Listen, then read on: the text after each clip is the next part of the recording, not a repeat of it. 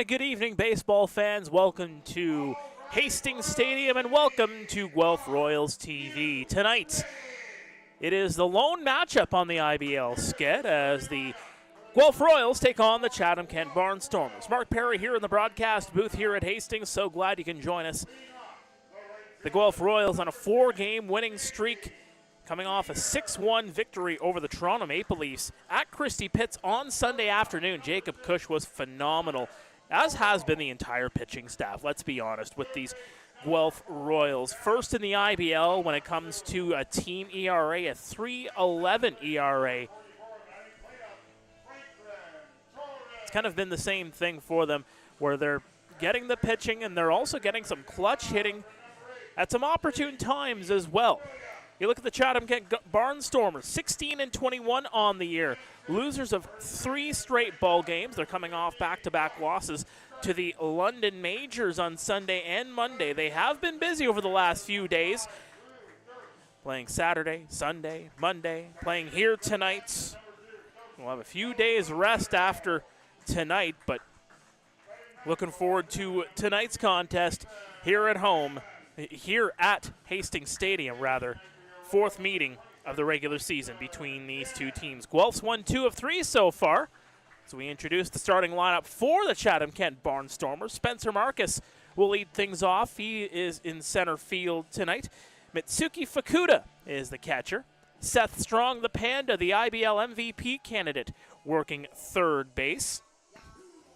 Trent Sillett is in the cleanup position. Braxton Hageth in left field. Sadler Goodwin is the shortstop. Lee Kusera is the DH. Torin Vasilenek is at second base, and Spencer Moray will work right field, and they will be taking on this evening Hector Yan, coming off a 5-inning performance in that 10-inning win over the Kitchener Panthers on Thursday.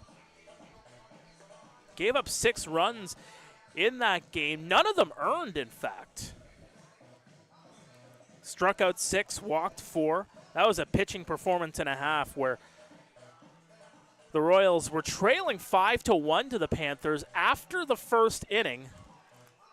And then from there, pitching really just kind of took over for the Royals in that one. Hector Yan was brilliant after that. 5 innings of work, and then Brandon Deans came in, worked 5 innings as well, only gave up 2 hits, and struck out 8.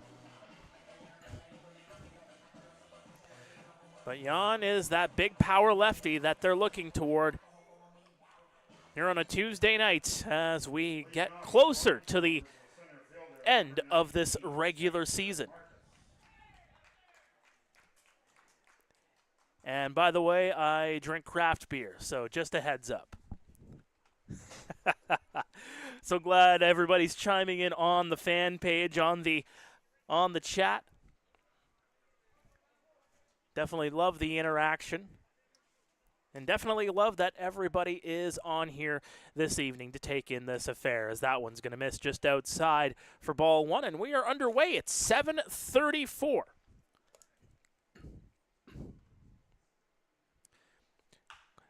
That'll be knocked into right field. Second pitch of the ball game, and Spencer Marcus will get on with a single.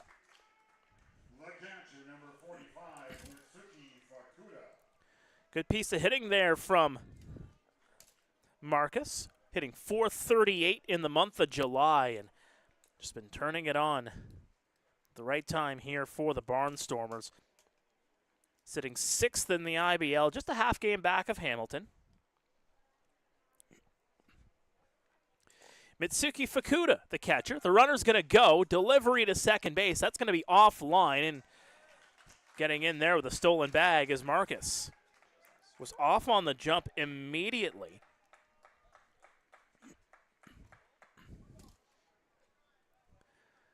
Even with that lefty arm and the ability to look over, saw that Yan was going to the plate and went off immediately. That one's going to go in for a strike. It's like it picked the corner on its way in. Alex Taccone is the home plate umpire. Dean Oberle working first base. And Mike Guthrow is over at third. The delivery, that one gets over the glove of Garton. Base hit here for Fukuda. Circling around third is Marcus. Play at the plate, and not in time as Spencer Marcus will come in to score. And just like that, the Barnstormers are on the board.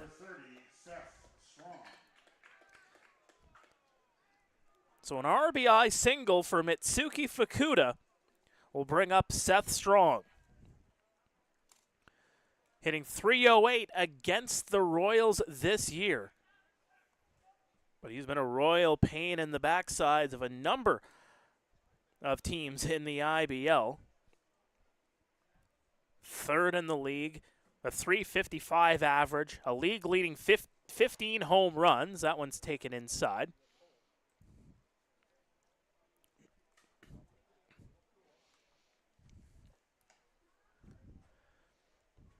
Has a homer against the Royals this year. Pair of home runs, in fact. Hits in 8 straight ball games. And the Panda watches that one go across for strike number 2.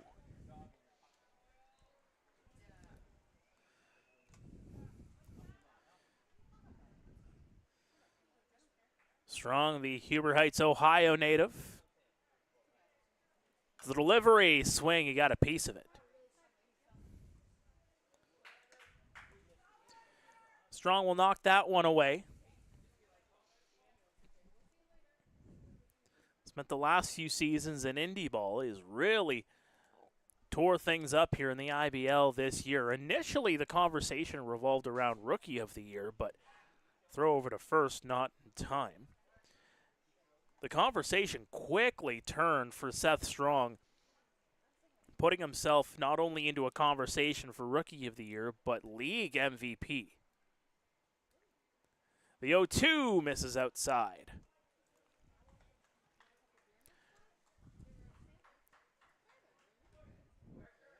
Has made it into all 37 games of the season for the Barnstormers. The 1-2 is going to miss well upstairs.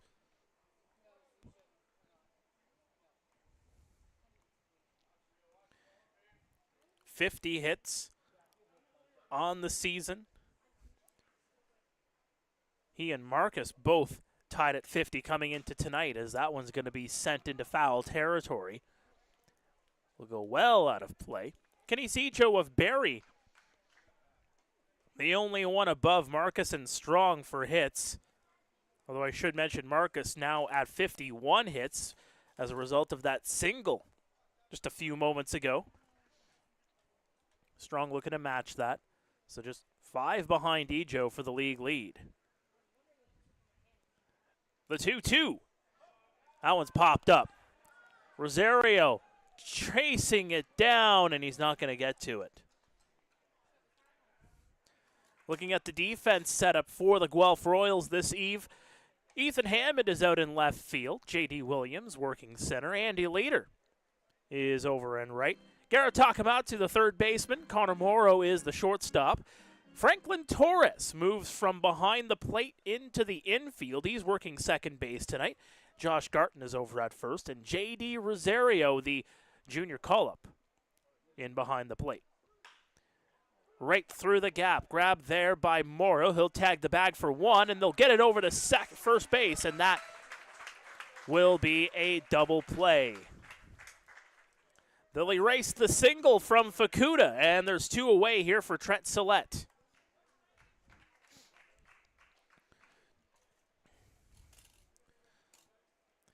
Mark that as a 6-3 double play.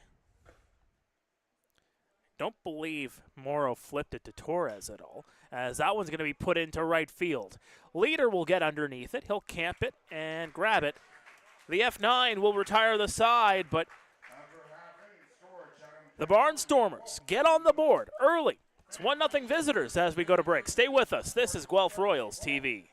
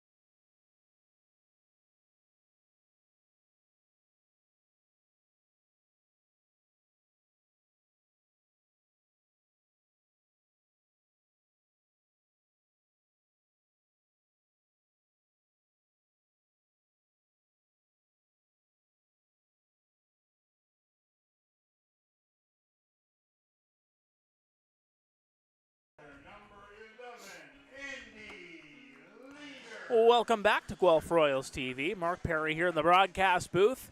Andy Leader will lead things off here for the Guelph Royals. There's your 1 through 9 here this evening. Connor Morrow is the shortstop. Garrett Takamatsu is over at third. Franklin Torres batting cleanup. J.D. Williams, Josh Garton, Drew Durst.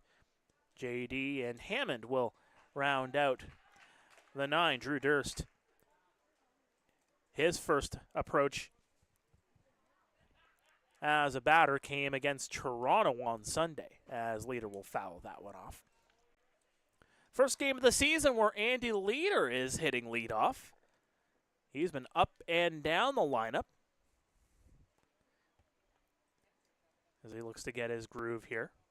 That's going to be well inside. Leader hits an 8 of 9, so no wonder he's been put into that leadoff spot.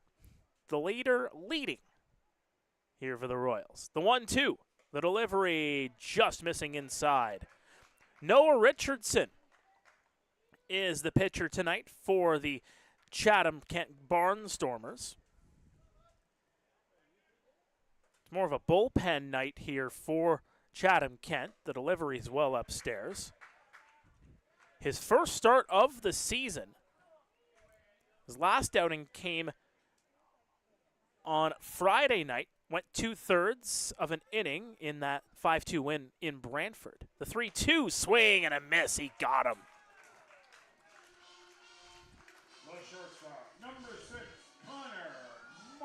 Leader goes down swinging, and that'll bring up Connor Morrow.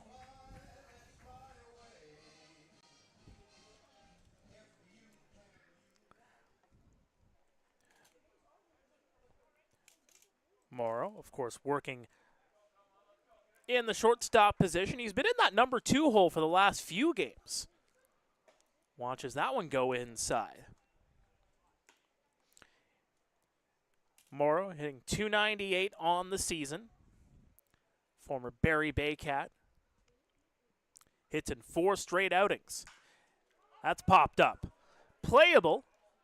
Right field. Spencer Moray will get underneath it. Didn't have to trot over too much, and he'll make the grab. Just like that, 2 away here in the first.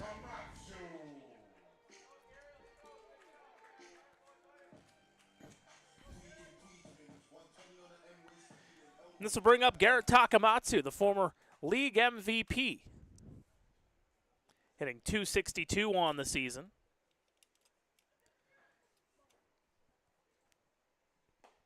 And that goes right across black for strike 1. Hits in 8 of his last 10.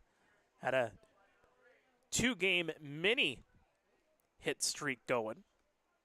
As that one goes inside. Went 0 for 4, notably, in Toronto against his former mates on Sunday. Has 4 RBI in his last 3 outings. The 1-1, well outside. But he has reached base in 3 straight. He did walk against the Leafs. Richardson gets set. The 2-2 misses outside. Richardson, sporting that 8.19 ERA, has pitched in 18 2/3, has struck out 28, walked 29 coming into today. And that's going to go down the line, foul.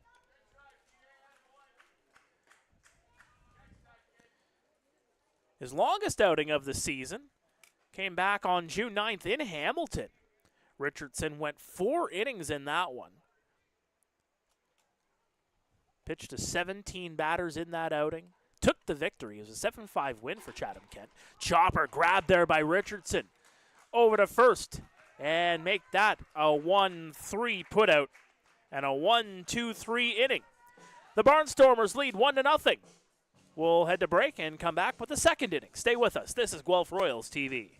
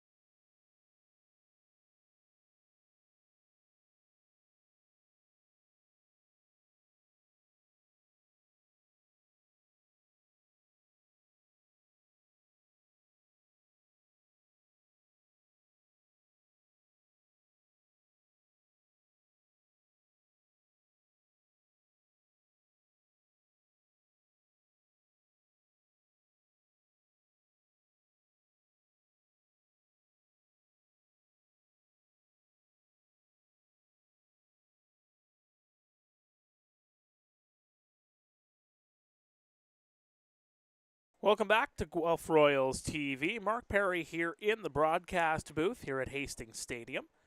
Braxton Haggith, the batter, will take on Hector Jan. Jan needing 14 pitches to get out of the first. That is kind of that happy medium that you want to get if you want to go deeper into ball games. The delivery, and that's going to go into right center. Base hit for Haggith as he turns on the first pitch he sees.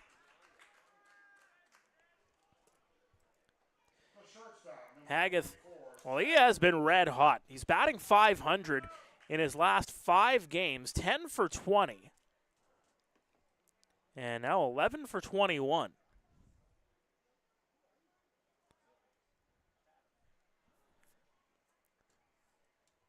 So set up Sadler Goodwin, the shortstop. The delivery to the plate, swing and a miss for strike 1. Goodwin from Cordova, Tennessee.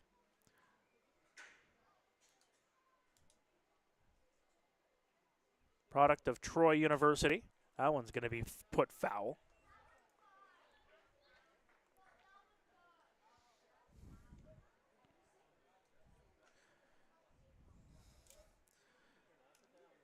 For Goodwin, he is hitting just the 176 on the season, but again, a very short sample size. That's going to be put up high. Deep to right, but Leader will get underneath it and make the catch. Got a whole lot of atmosphere on that one. Leader was able to trot over. This will bring up Lee Kucera. Batting as the DH tonight. Hitting .259 on the season. Definitely a lot more of a sample size for him. He's into his 31st outing of the year. The delivery chopper, that's going to hit him in the foot. They're going to need a moment here as Lee just on the one knee. And Rosario and Jan will have an opportunity to just figure out their signs and figure out how they want to approach Kucera in this at-bat. Looks like Kucera is fine.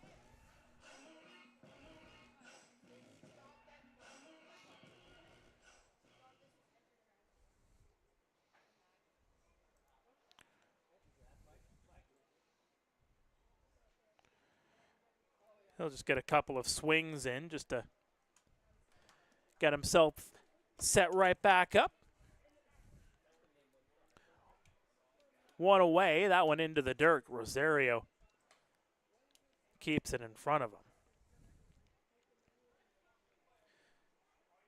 Last time these two teams played, part of a home-and-home set at the end of July.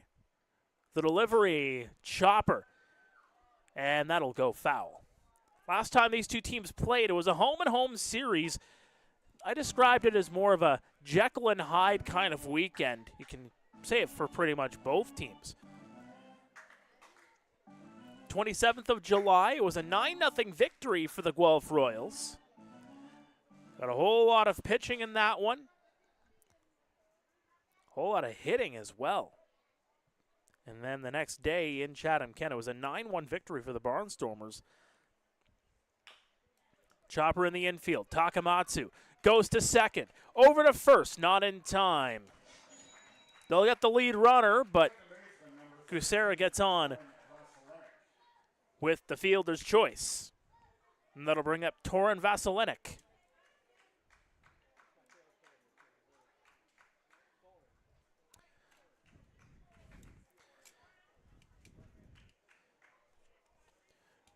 Torin just hitting 183 on the season.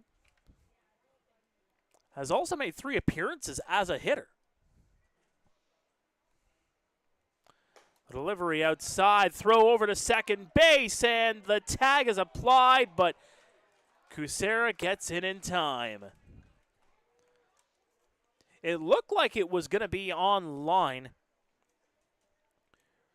Was grabbed there by Torres. He more snow-coned it, if anything. applied the tag anyway, hoping Kucera may have come off the bag, but he'll get in with a stolen bag, and that'll be a strike.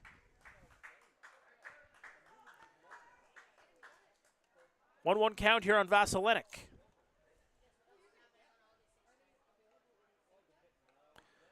The 1-1 swing, and that's going to go foul.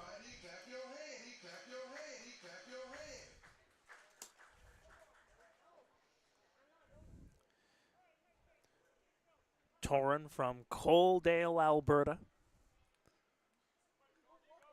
25 years of age in his first IBL season.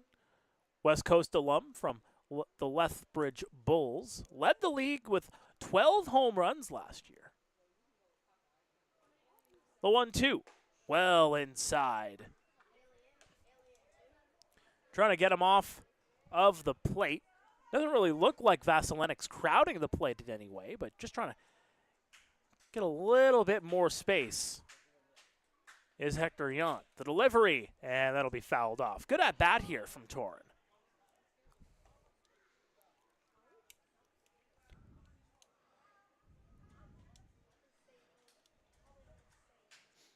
Just a good righty bat. Deeper into the lineup, and that one's going to miss. Appeal over to first. Going to say he did not go around, so evens the count at 3-2 with 2 away. Keep an eye on Kucera. Hector will get the sign. The delivery. Swing and a miss. He got him. First strikeout of the ball game for Hector Yount, and that gets him out of the jam. Remains 1-0 Chatham Kent as we head to the bottom half of the inning. Stay with us. This is Guelph Royals TV.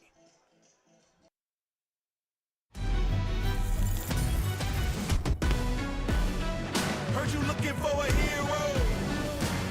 Well, look up. Yeah, I got the heart of a champion. If I get knocked down, I get back up.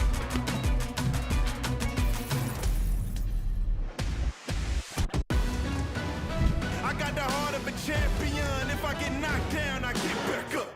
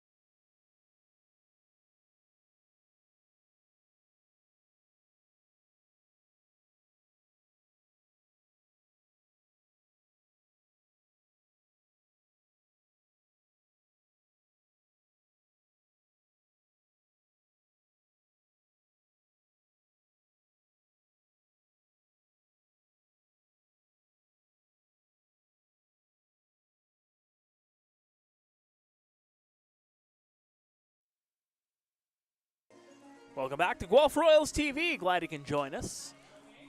Hit that like, hit that subscribe button.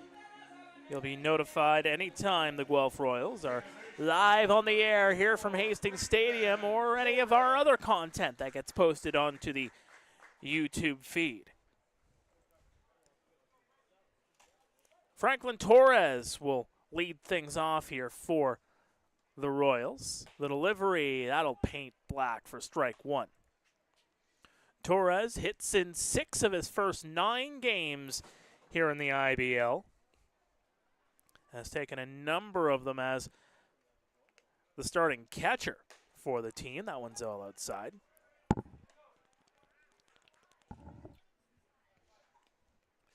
Fills the need that the Royals have been looking for. One of the big things that they have been looking for has been a starting catcher. Chopper in the infield. Vasilenic gets to it, over to first, and that's a 4-3 putout on Torres. All right, Guelph, let's get loud for your center fielder, number 8, J.D. Williams will come in now. And this guy has been red hot, continues to swing a hot bat.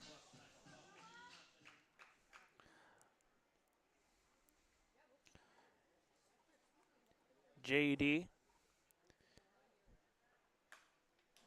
fourth in the IBL with a .350 average coming into tonight. Sitting fourth behind Marcus Strong as well as Ejo, who is at the top of the heap. The delivery, red across black again for strike 2. His last 7 games hitting .515. Unbelievable. 17 for 33 in that stretch. That one blocked there by the catcher, Fukuda.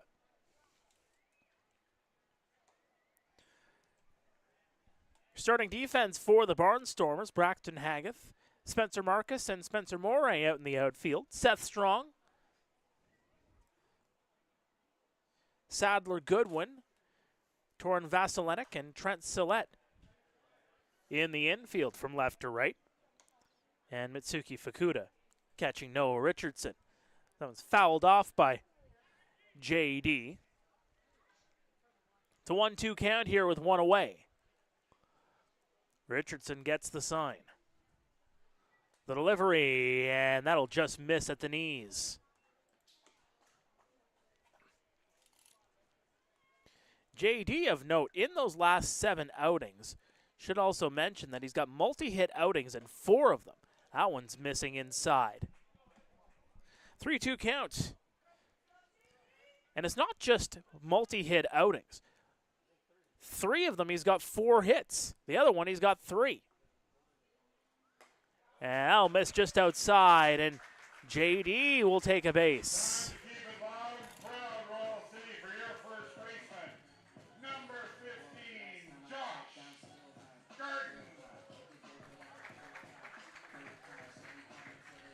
So J.D. reaches base for the 11th straight game, and that'll bring up Josh Garton.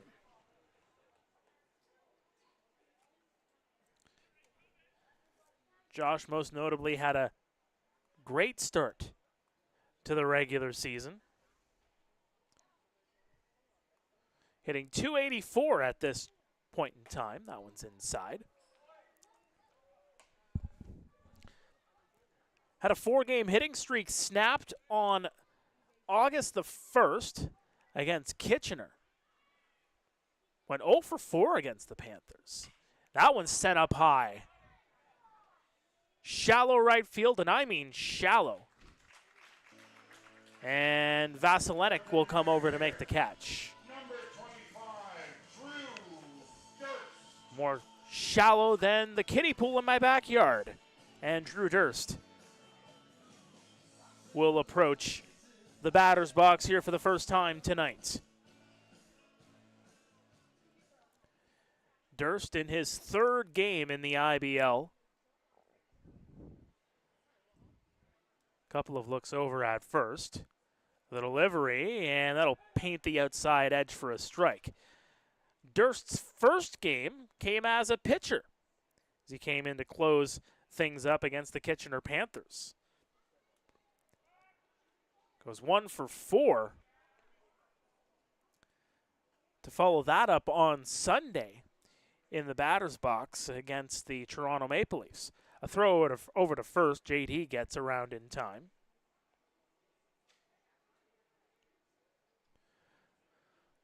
The delivery, J.D.'s going to go. Throw well offline. They're going to keep it in the infield, but J.D. gets in with a stolen base.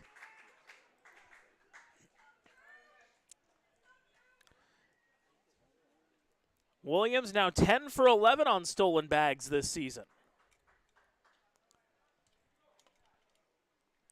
He's got a lot of speed, and that's that tracking ability he also has on defense. He can utilize that speed on the base path, too. The 1-1 swing and a miss.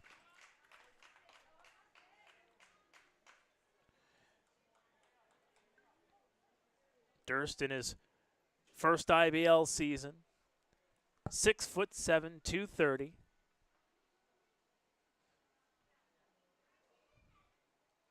Couple of looks over, trying to keep an eye on JD. The delivery to the plate, that is strike 3.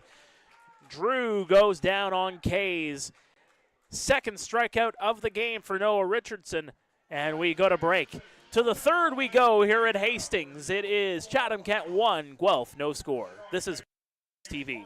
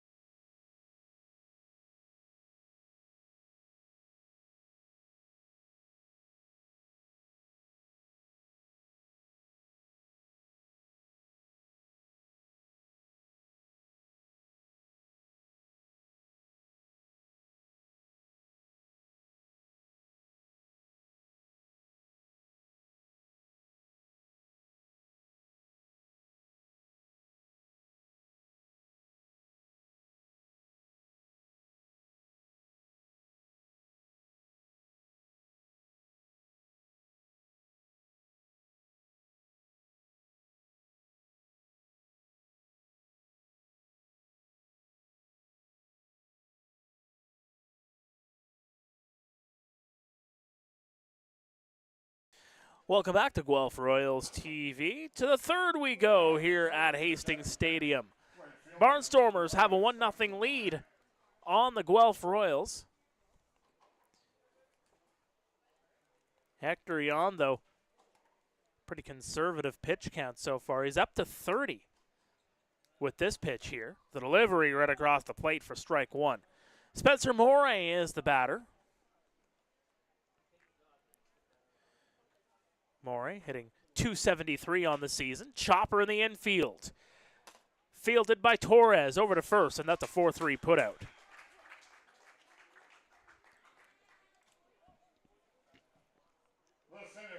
Some good contact made. Forced the grounder, though, and Torres got right to it. Bring up Spencer Marcus. Singled and scored back in the first. Also stole a base. The delivery to the plate, that one's cranked into left field, and sprawling to make the catch. Did he make the catch? No. A diving play by Ethan Hammond. He just couldn't get a glove underneath it. And Spencer Marcus will get on with a base.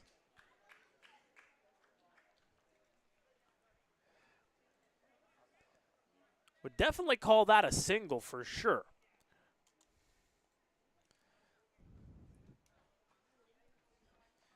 So bring up Mitsuki Fukuda. Marcus and Fukuda both with hits to lead off the game. Allowed Marcus to come around to score eventually. The 1-0 count here on Fukuda. Throw over to first, not in time.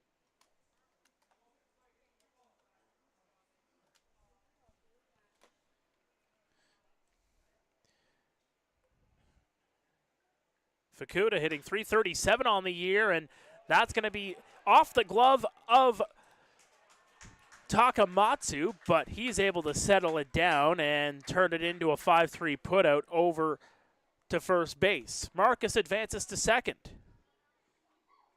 Third baseman number 30, Seth Strong. That could have turned into something worse, folks, but Takamatsu did a good job there, was able to knock it down. It was a hard hit ball by Fukuda.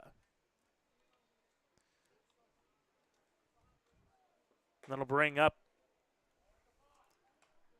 Seth Strong, the third baseman. Leads the team with 35 RBI. The delivery to the plate right across Black for a strike. His 35 RBI sit him third in the IBL. Robert Mullen with Welland has 38. Raul Gonzalez of Kitchener has 37.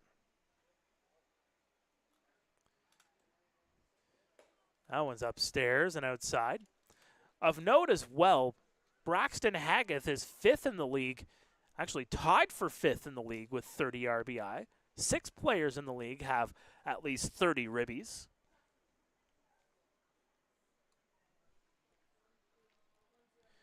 Two-one count. That one's hit high and into shallow left field. Hammond will come over. He'll make the catch, and that'll do it. Runner is stranded, and we remain 1-0 in favor of the Barnstormers as we head to break. Stay with us. This is Guelph Royals TV.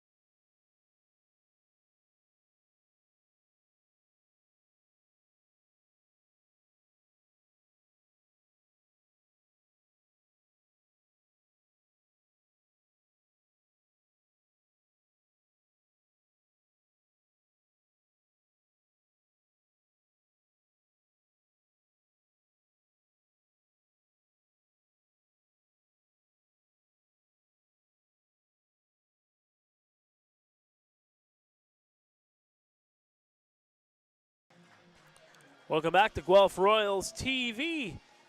Bottom of the third here at Hastings Stadium in Guelph in the shadow of Exhibition Park. The delivery. That one's going to go right across for a strike. J.D. Rosario is the catcher tonight.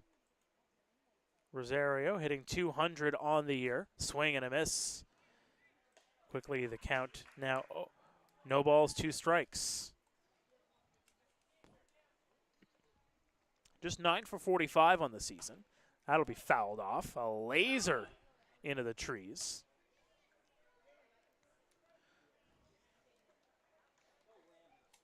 Probably his best game as a Guelph Royal came back on June 30th at Hamilton. Went 3 for 3 in that game. Crossed the plate twice as part of a 6-2 victory. The on base has dipped under 300 for the first time in a little bit. The 1-2 swing, and looks like he got a piece of it.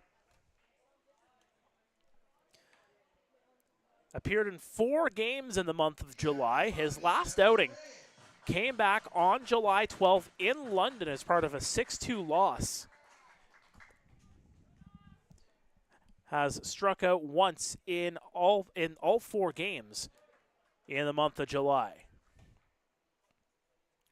Looking to buck that trend here in the month of August. 2-2 counts. Richardson, lefty on righty, and that just misses inside. The left fielder, number And it is actually a walk. No, it looked like Rosario is taking off all the gear and getting ready to go over to first, but it is a 3-2 count. The delivery, that's going to be a ball 4. Okay, now the left fielder, number 28, Ethan Hammond. Apologize for that, folks. We had it as 2-2. Can blame Rosario on that one. It looked like he was taking off the gear, but in fact, just looked like he was trying to readjust things. Nonetheless, we set things up now for Ethan Hammond for his first plate appearance of the evening. That's right across Broadway for strike 1. Hammond hitting .309 on the year.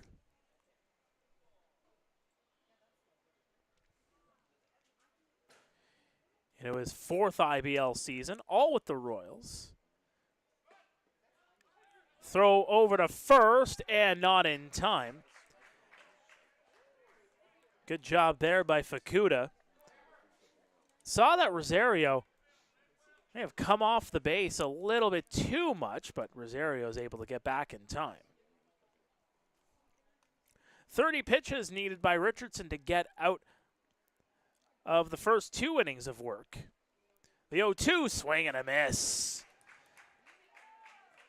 3rd strikeout of the game for Richardson. Second one swinging.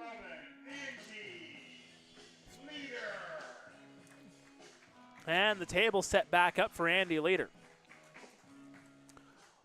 We're doing some filming here at Hastings Stadium when we got here earlier on tonight. Chef D, as part of his hit show. Throw over to first and not in time. Really keeping an eye on Rosario over at first.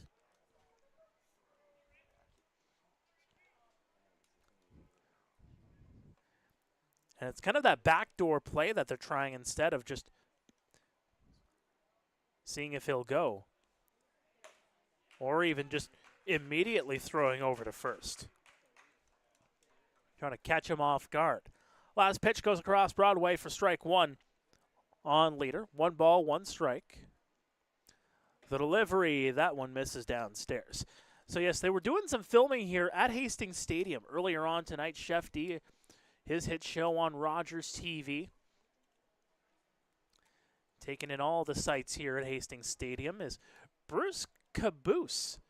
Food truck is here at the ballpark tonight. I can just smell the eats from here. That one's in for a strike. Leader looked like he cringed on that one. No idea if they have it in that food truck, but can go for a nice brisket right now. The 2-2, strike 3. Leader goes down looking this time. He's now 0 for 2 with a pair of Ks, and that'll bring up Connor Morrow.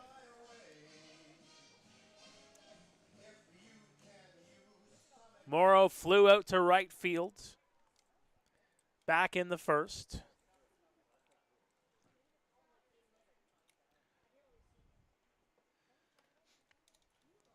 The Canisius College alum watches that one go across for strike 1. From Cheltenham, Ontario.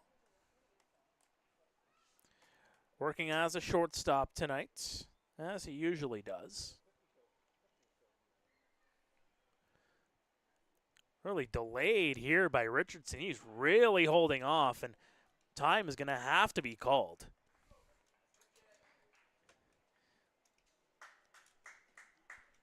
Bit of gamesmanship there by Richardson as he was just waiting to see if Morrow was going to flinch. The delivery to the plate well outside, and you can see JD's paying attention a little bit more over at first base. Sprinting back to the bag no matter what.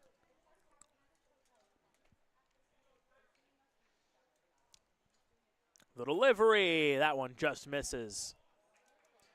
And JD trots back over to first base. Carson Burns usually working at second base since moving over from the Barrie Bay Cats. He's on the bench tonight. That one right through Richardson and into center field. Circling around second base, JD had to get back. That's a base hit for Morrow. First hit surrendered by Richardson. And runners on first and second for Garrett Takamatsu.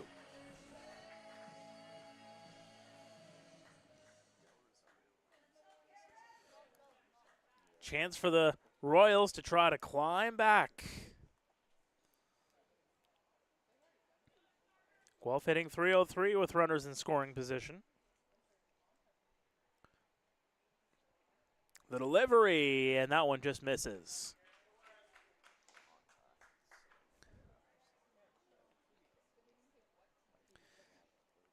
Tack could have a little bit of heroics in the bat here. Good crowd here tonight at Hastings Stadium. Richardson, couple of head checks over to second base, and that'll go well outside. 2 balls, no strikes here on Tack. The former Quebec Capital, former Central Oklahoma player, played 3 seasons in the NCAA.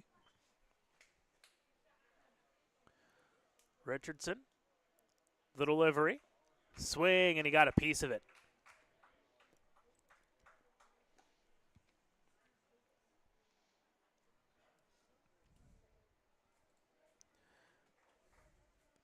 Guelph in a game number 34 on the season. They've played the least amount of games in the IBL. Sitting 3.5 back of Welland. That one's into the dirt. Welland has played 3 more games than the Royals. Barrie's in that mix too. 24-11. Guelph's 21-12. Could even factor in London as well. 21-13. They've played 1 more game than Guelph. The 3-1 upstairs, and the bases are loaded. The second baseman, number 44, Franklin Torres. This will bring up Franklin Torres.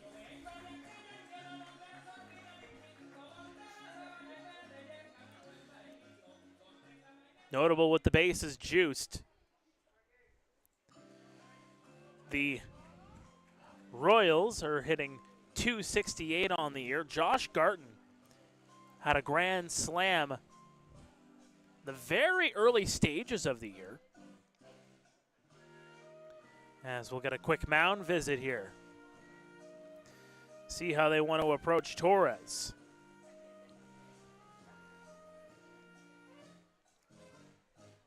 One key thing also to point out when we look back at those standings, yes, there's been a lot of rainouts, but also to factor in the last number of games, Guelph and London still play 3 more times from now until the end of the regular season. A half game separates those 2 teams. Hamilton is in 5th, 6 games back of London for 4th. The delivery, and that paints the outside for strike 1.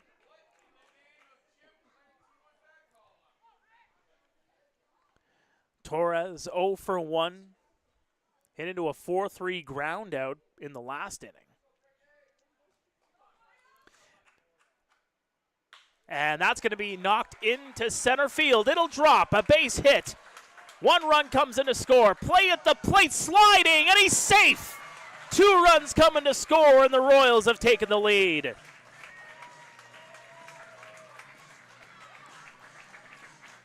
A 2-run single for Franklin Torres. Guelph 2, Chatham Kent 1. Let's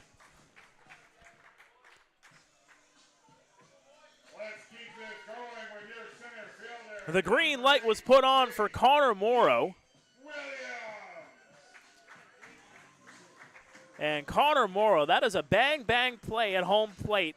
And the way he slid in, just able to get in ahead of the tag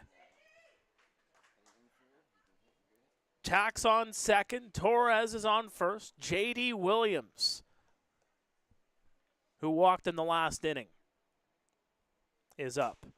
Upstairs for ball one. J.D., as mentioned before, has had a great last couple of weeks. Has really put up that batting average. 2-0 count here on J.D. Williams.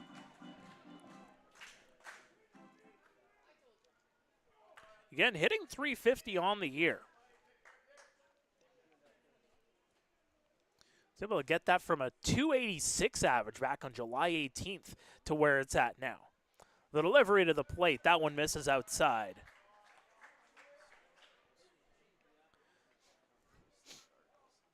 Guelph, of note, will be in action tomorrow night against the Kitchener Panthers. Two teams have played 3 times in a matter of a week, and that's inside for a strike. JD didn't look like he was too thrilled on that, but gets reset. And he'll just call for time here.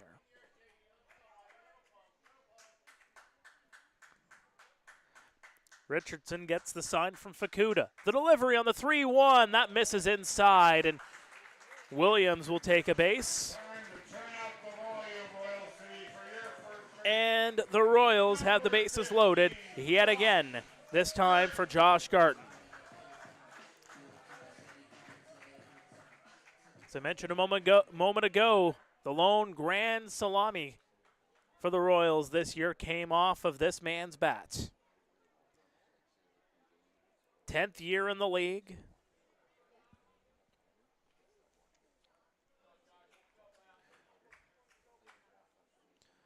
The Guelph native, former Cincinnati farmhand. The delivery, and it had some good movement inside, and Richardson's able to paint the inside for strike one.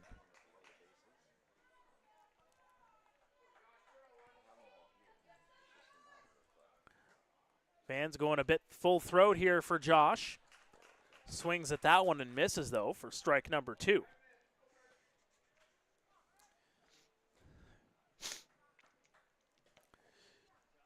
You know he'd like to light up this crowd.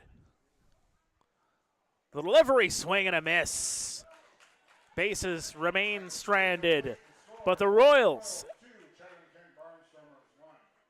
have taken the lead.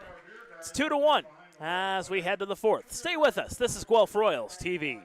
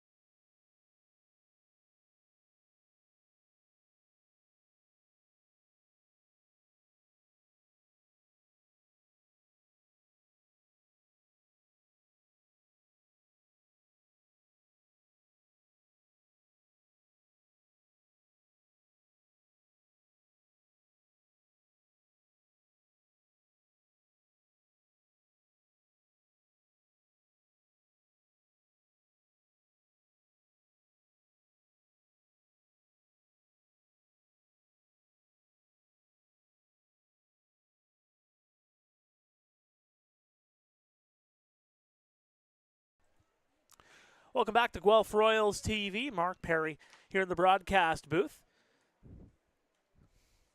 Chatham Kent leading things off here in the 4th. Pitch downstairs, and now a pitch, similar position there. 2-0 count here for Sillett. That one is going to miss upstairs. 3 balls, no strikes. Someone asking that about Strong and his 15 home runs on the year and what the single season record is. Well, I can tell you since 2001, the best home run season was Justin Gideon. And a walk is going to be issued to Sillett to lead things off here in the 4th.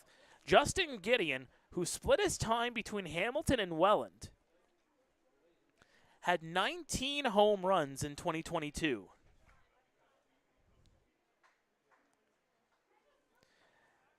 But before that, in 2013, split between Guelph and Toronto, Sean Riley had 21 home runs. So again, 2013, the most home runs by a player in a season since the turn of the millennium and into 2001. Haggith the batter, swing, and he got a piece of it. Popped up high, playable. Shortstop's going to come over, and he'll make the catch. Good job there by Morrow. Count that as an F6 on Haggith. That's shortstop, number 44, Sadler Goodwin.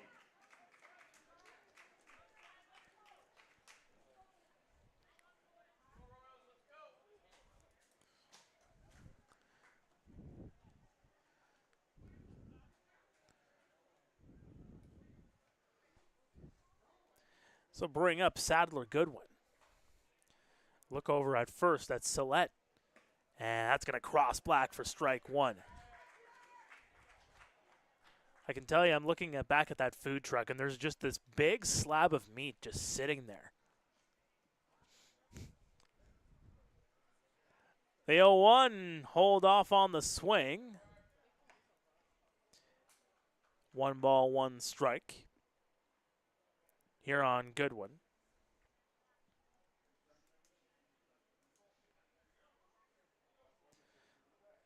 Goodwin, 0 for 1 tonight. The delivery, just missing on the outside.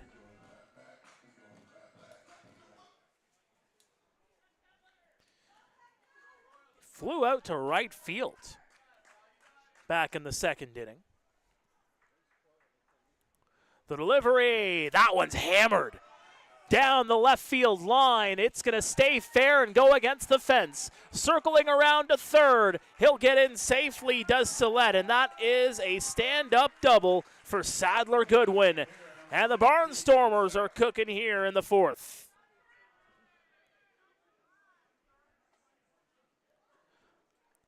That'll bring up Lee Kucera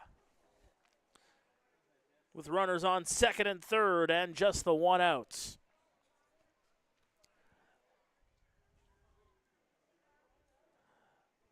A deep fly ball would tie this ball game.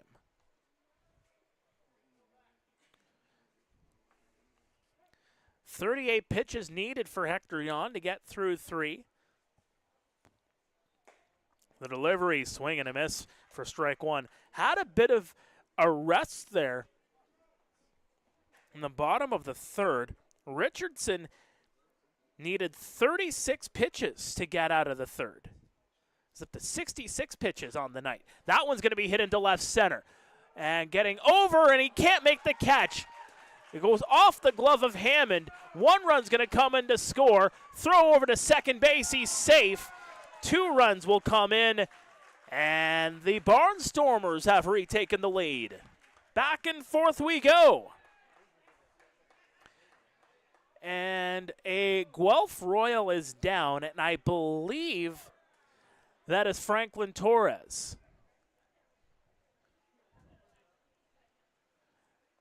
They're going to come check on him.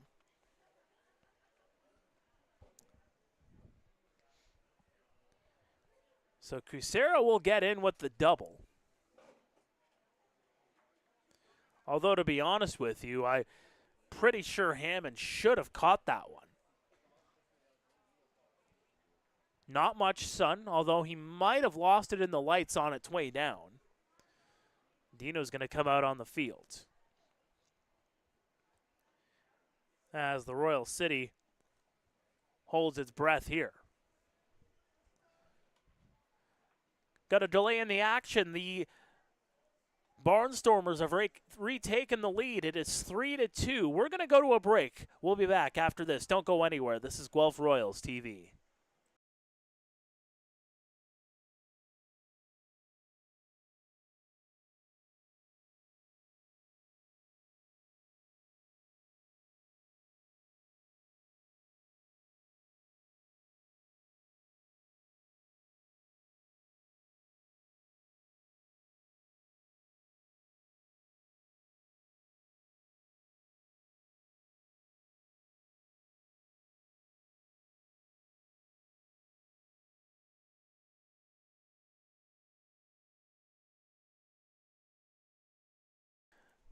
Welcome back to Guelph Royals TV. Looks like everybody's A-OK. Torres is back on his feet.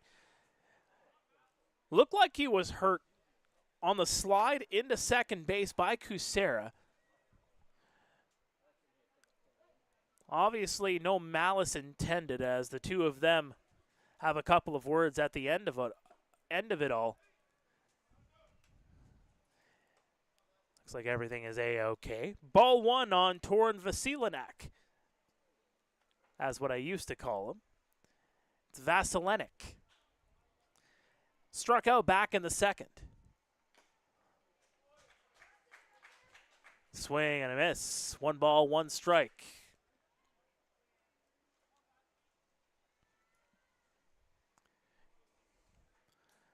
Hector Jan still on the bump here for the Royals.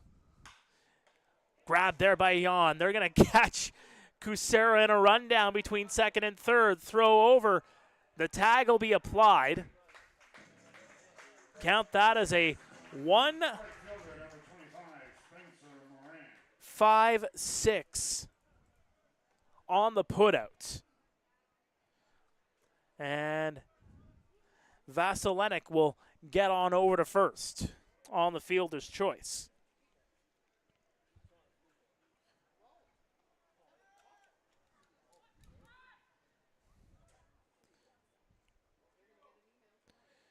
It was just a hard hit ball right to the pitcher, as that's going to be fouled off by Spencer Moray. It was 0 for 1 tonight.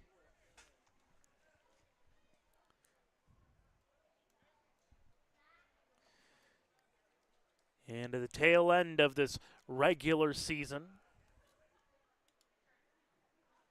Good back and forth ball game we have cooking up here on a Tuesday night, right after the long weekend.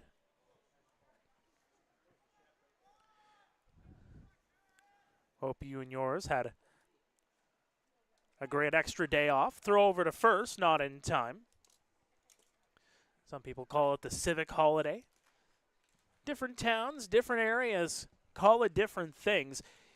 Here in Guelph, it is called John Galt Day. The 1-1 delivered to the plate on the outside edge. Throw over to second. It's going to go off the glove. And Vasilenek will get in. Call that a stolen base.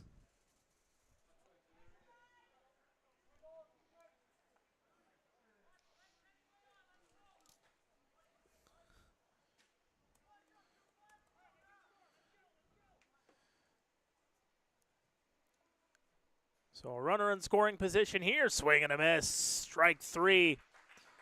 They'll complete the strikeout over to first, and that'll do it. We head to the bottom of the 4th here at Hastings Stadium. It is Chatham Kent 3, Guelph 2. This is Guelph Royals TV.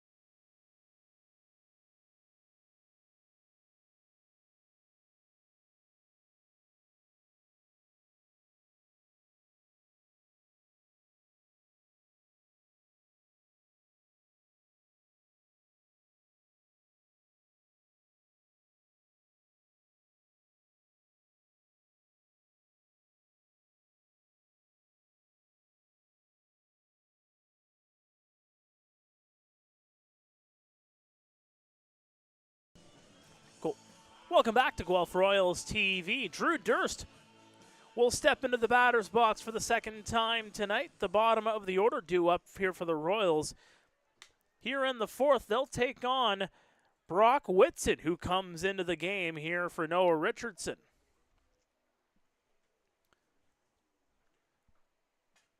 The number 14 righty delivers just on the outside for ball one.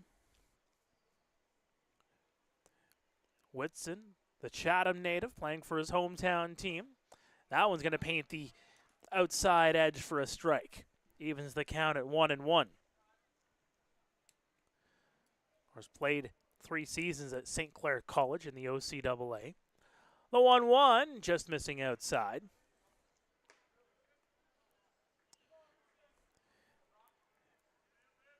Whitson getting into his 16th game of the season.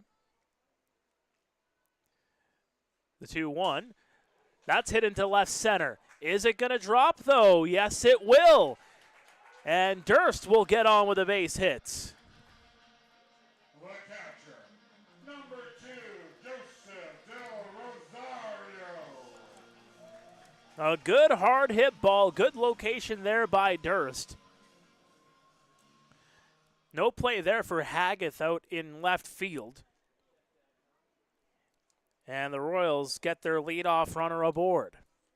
Whitson coming into this game as we welcome J.D. Rosario into the batter's box. Whitson, a .404 earned run average, has a 4-2 record on the season. The delivery, that one's going to miss. A wild pitch will allow Drew to get over to second base.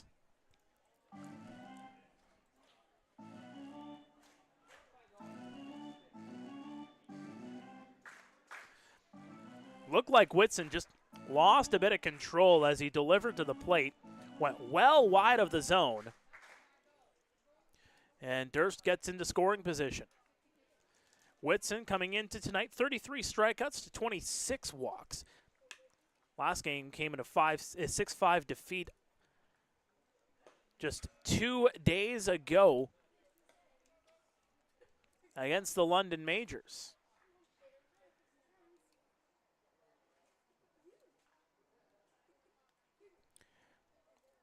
Ended up finishing up that ball game. The delivery put into right field. Playable here for the right fielder, but it's going to drop just foul. Spencer Moray laid out to try to make that catch, just couldn't do it. So Whitson in that game on Sunday went 5 1/3. Faced 25 batters in that one. Gave up 5 runs on off of 4 hits, struck out 5, walked 2.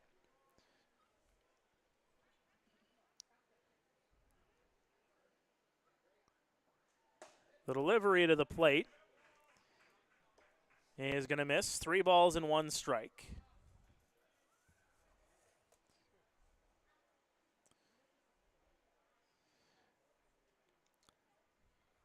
The delivery to the plate, that's inside, and JD will take a base. And my apologies, folks. As Hammond comes to the dish,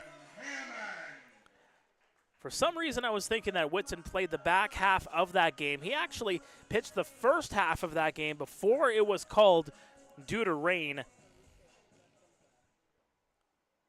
back on July 16th. So really the last time he got in any action was 5 2/3 innings of work and a victory in Brantford just this past Friday.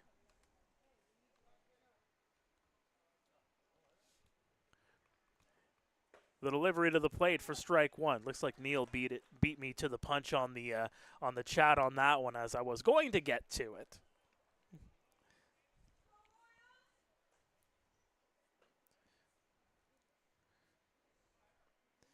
Couple of looks over at second base. Ethan Hammond at the dish, swing and a miss for strike 2. Hammond a strikeout victim. He swung and missed in the third. Nobody out with runners on first and second. Knocked, grabbed there by Goodwin. Good grab there, over to first in time. Good double play there as Goodwin gets into second base unassisted and gets it over to first to complete the 6-3 double play.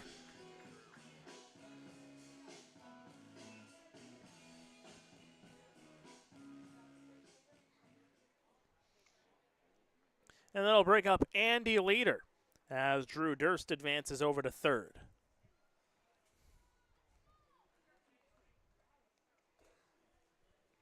The delivery, that one just missing Leader. Starting to think Andy there for a moment. Had the cold blood as the delivery there. That one's going to miss on the outside edge. The cold blood as our favorite Blue Jays fan from in behind the plate. A ball coming in towards him. No flinching. No big deal. It's just a baseball. The 2-0 swing, and he got a piece of it.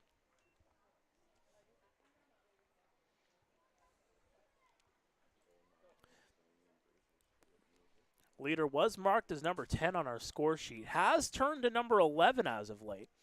Started his Royals career wearing number 10.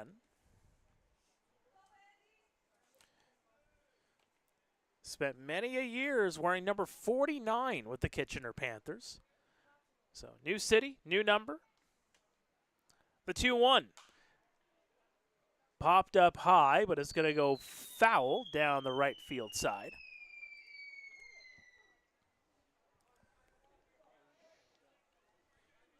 And Chatham Kent, they'll be keeping busy for the last 4 games of their regular season. They've played a ton of games compared to the rest. The 2-2 holds off on the swing, but it's going to go across. Strike 3. Leader goes down looking. And we remain a 3-2 ball game. The Barnstormers leading the Guelph Royals. Stay with us. 5th inning up next here on Guelph Royals TV.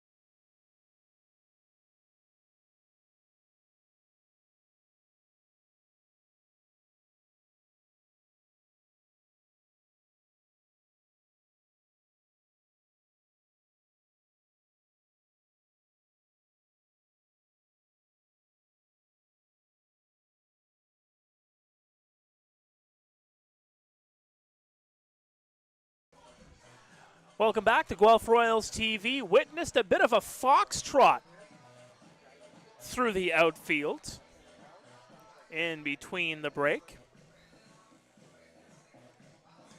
It's a 3-2 scoreline. The Chatham Kent Barnstormers up on the Guelph Royals. Guelph, well, they had the lead. They were up 2-1. Chatham Kent got a run in the first. Guelph got both of their runs in the third. And immediately responding did the Barnstormers. And is that fox back? No, a bit of a delay. It actually went into the area near the Barnstormers dugout. The delivery to the plate, that one just misses upstairs. Hector Yon still in this ball game. Gonna need a moment there. Needed 20 pitches to get out of the fourth. Jan trying to get reset here.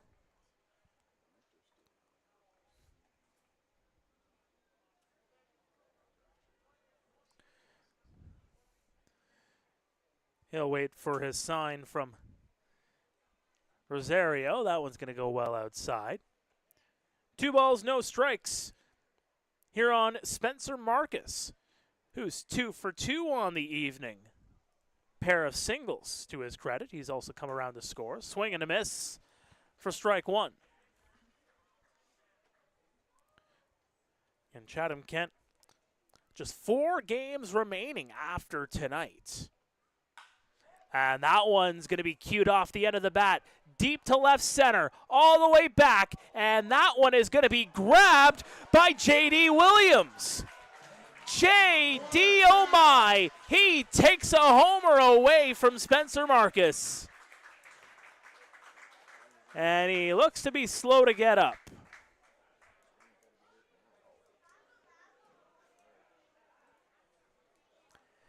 The way he grabbed that ball, I think he may have hung the arm on the wall as he made that catch, or he just ran out of real estate near the end there.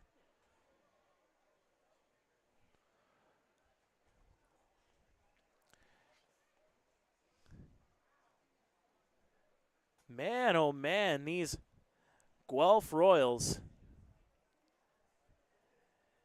they've had a couple of situations here tonight where they have needed the trainer to come out. Dino's also going to come and check in on his star center fielder. And Franklin Torres with a play at second base earlier on in this game, and now here on a phenomenal catch, mind you. It was a hard hit ball to left center. Marcus got it to pretty much the deepest part of the ballpark, or at least one of the deepest parts. And it looks like he's going to be okay. Good to see, considering how important J.D. Williams has been to the Guelph Royals lineup, well, really all throughout the season.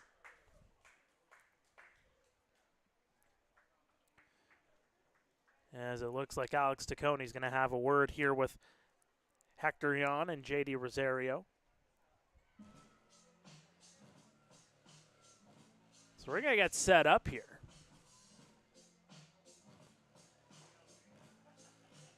Taccone with the sign saying that that's not going to count as a mound visit. And that'll bring up Mitsuki Fukuda. 1 for 2 on the night, singled and grounded out.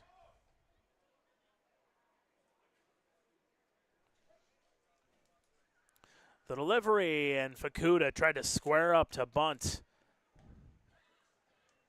but trots away. Chatham Kent, one of the better offensive threats in the IBL. That one just misses inside.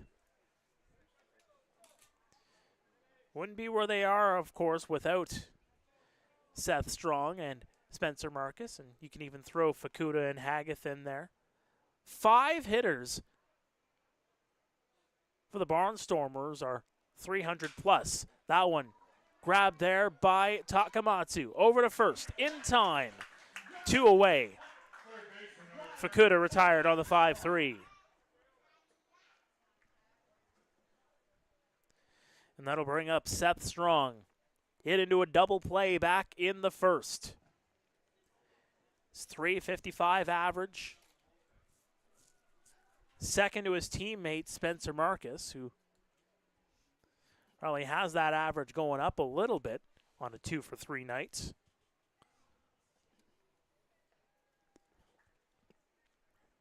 The delivery holds off. Good view there for the Panda.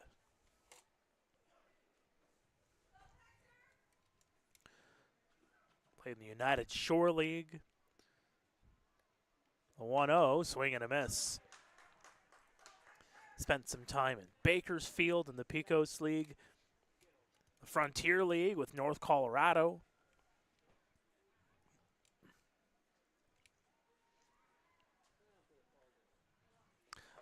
Holds off on the swing, the appeal over to third, and they're going to say that Seth did not go around. 2 balls, 1 strike here on Seth.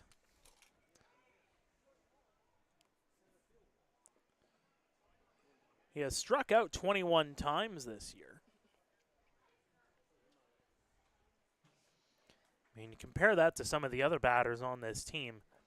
That's not too bad for a guy that has gotten to the batter's box with 141 at-bats coming into tonight. That one's well upstairs, and Seth Strong will get the free pass over to first.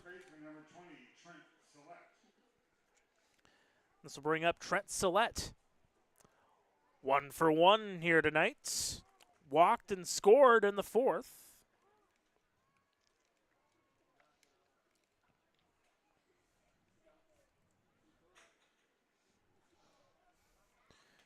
Delivery, that one just missing on the outside. Looked like Rosario was trying to frame that one up. Sillette just hitting .213 on the season from nearby London. In the infield, grabbed there by Morrow. Over to first and in time. Strong is stranded over at second, and the Royals get out of it. The Barnstormers hold on to their 3-2 lead as we head to the bottom of the 5th. Stay with us. This is Guelph Royals TV.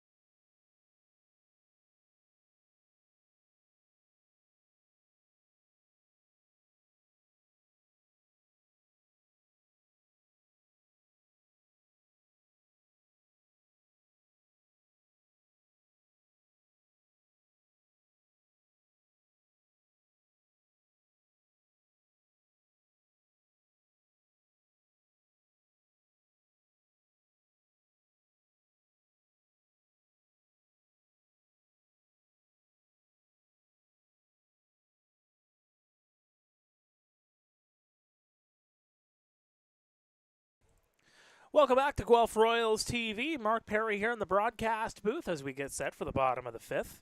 Connor Morrow, the batter, taking on Brock Whitson, and is into his 2nd inning of work. Took over for Noah Richardson to begin the 4th.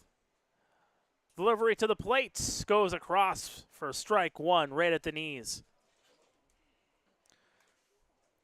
Morrow 1 for 2. Singled and scored back in the 3rd.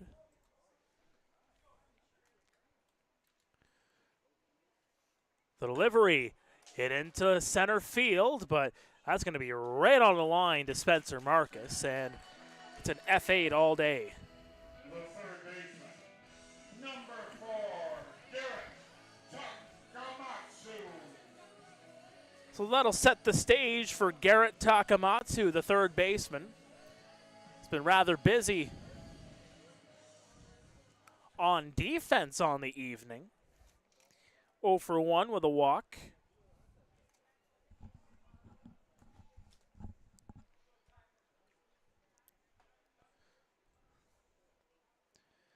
Tak will get square up here against Whitson. That'll be fouled off. And the one thing to note here as well, with Guelph 6th in the league as a team, a 272 batting average. Chatham Kent 277, they're 3rd in the league, so not much separation between the middle of the pack teams in the IBL when it comes to that batting average. But when you look at that season series, oh, it is so much different. Guelph hitting .336 against the Barnstormers this year. Chatham Kent hitting just .168 on the Royals. That one's framed up nicely, but not getting the call there is Fukuda.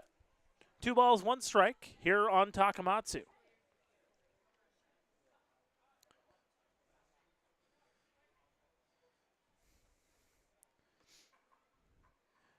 The 2-1, and that one just misses inside. 4th meeting of the season, as mentioned before, 13-3 Guelph in Chatham Kent on May 26th. That was the first game of the year between these two teams. And then, as mentioned before, that trade-off home-and-home Jekyll and Hyde series on the 27th and 28th of July, as that one's going to be hit into right field for a base hit. Tackle get on with 1 out for Franklin Torres.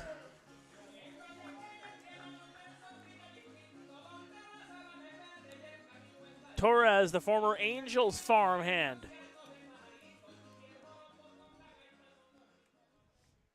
There's a lot of that pro experience, spent several years in the minors, made it to AAA in 2021.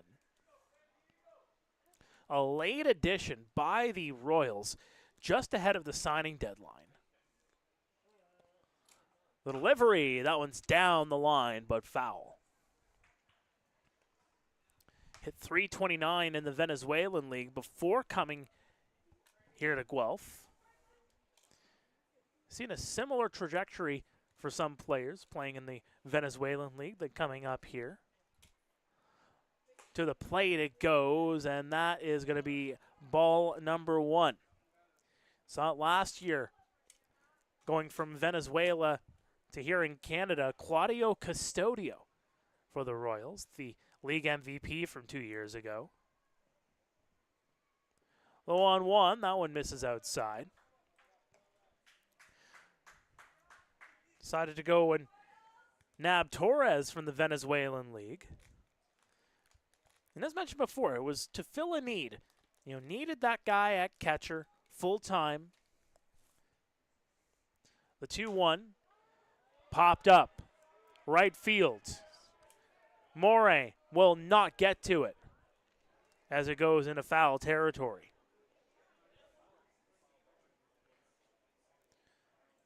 Of note, the Royals, the guys they've been really counting on this year, guys like Evan Ash and the guy in behind home plate tonight, J.D. Rosario.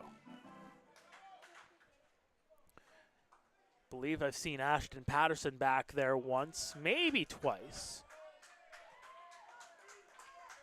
Fans getting a bit loud here at Hastings. The 2-2 off the end of the bat. Goodwin gets the 1 over to first and safe. So they'll get the lead runner, but Torres will get on with a fielder's choice.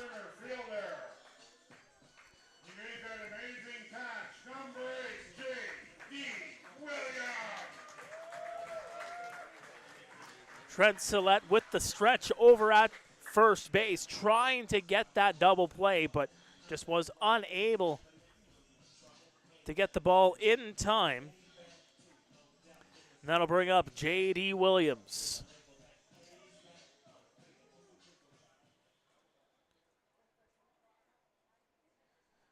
So Tack retired on the 6 unassisted putout over at second base.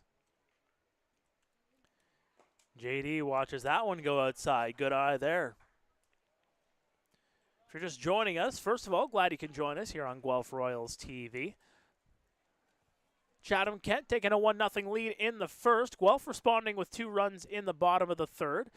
Chatham Kent coming right back with a pair of runs in the top of the fourth. That's where we stand at 3-2. The delivery, the runner's going to go. It's going to go off the end of the bat of Williams as Torres will get back.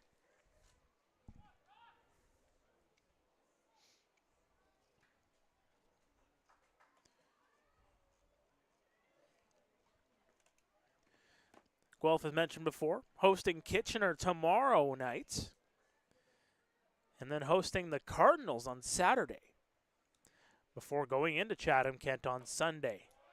And that's a strike.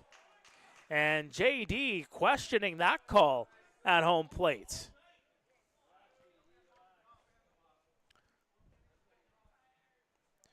Fans not too thrilled with the call either.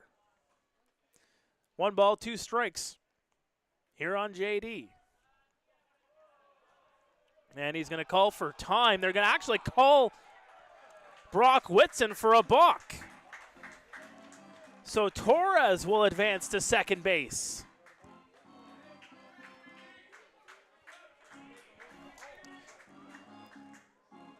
And now Dan Norman is going to come out and have a conversation with Alex Taccone.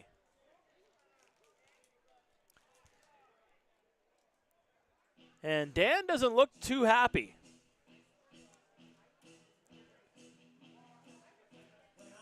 He's really getting in his extra piece here.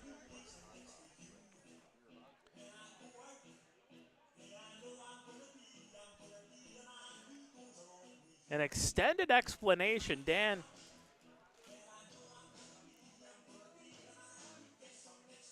explaining his view to Alex Taccone here, and you can see Taccone sort of shaking her head there. More of a just disagreement than anything.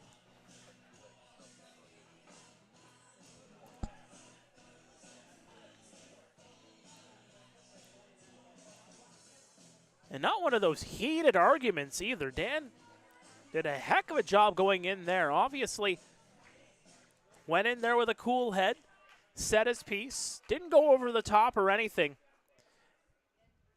but got in what he needed to say.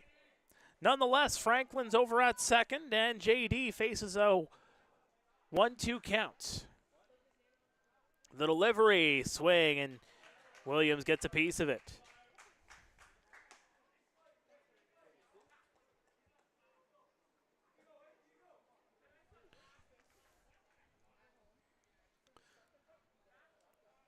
Whitson looking to get through his second inning of work here. The delivery, yeah, that just misses on the outside. Evens the count at 2-2.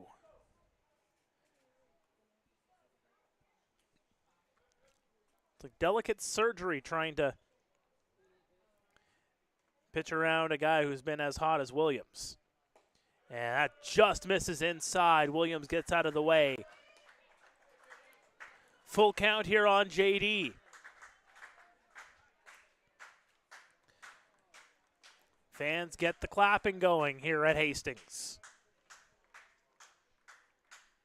The 3-2 put into right field. It's going deep, but playable here for Spencer Moray, and he'll make the catch out in right. So the Royals strand a runner, and it remains 3-2 Chatham Kent as we go to break. Stay with us. This is Guelph Royals TV.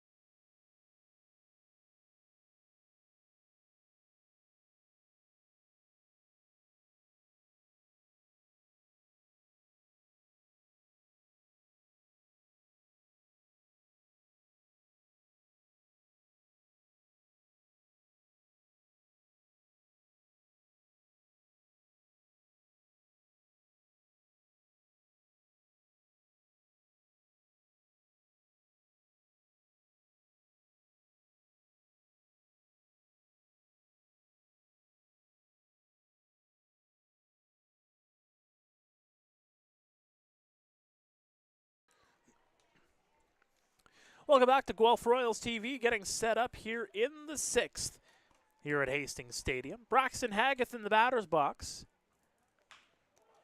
Knocked over to Torres. Fields it over to first. One pitch, one out. Here for Hector Jan. He's up to 73 pitches on the evening. And a guy that, when he's going his full length, usually you'll see him hover around the 110, 120 pitch count. Might go a little bit deeper depending on how things are going.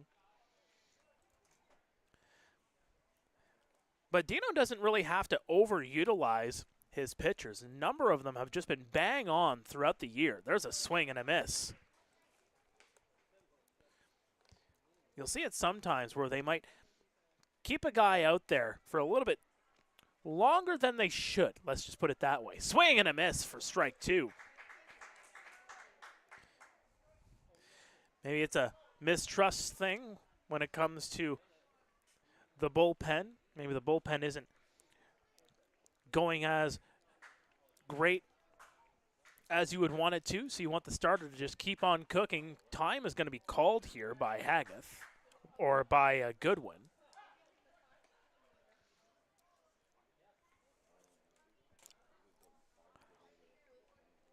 But luckily for the Guelph Royals, they don't really have that problem. From their starting rotation to the guys coming out of the pen, they've done a bang-up job, that is for sure, here in 2024. The 1-2 is going to be fouled off.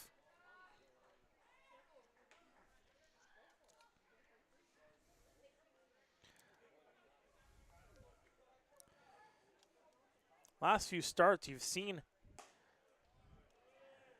Jan. It's been averaging about 5 innings a game. Now into his 6th inning of work.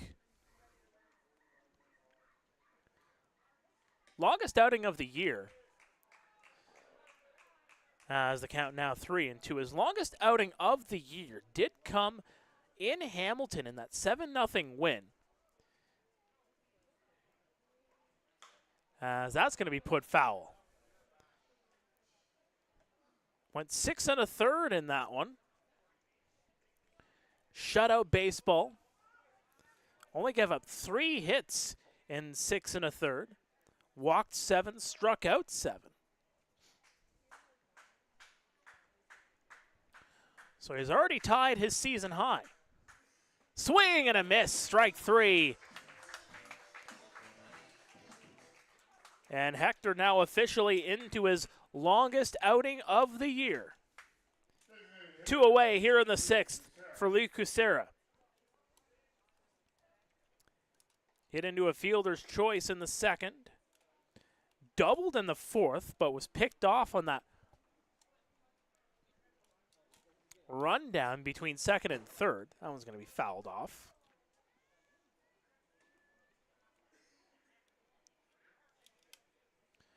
Apologies. Jan is through 5 2/3. Needs to go in a full inning now to get to his season high. There's a swing and a miss for strike 2. Jan hasn't really had to rely on those strikeouts all throughout the night. He's just got 3 Ks. That's going to be put into the outfield, and Leader will get underneath it. Trots over to make the catch. A 1-2-3 inning. Jan's through 6. But the Barnstormers remain in the lead, 3-2 as we head to break. The bottom of the 6th upcoming here from Hastings. Stay with us. This is Guelph Royals TV. Hardline drive up the middle. Whoa! Lindor out of nowhere. How did he do that? That Lindor can play. I don't know about that hair. And don't get me started on those gloves. I don't know. I kind of like it. It's time for a revolution. The Ref 1X by Rollins.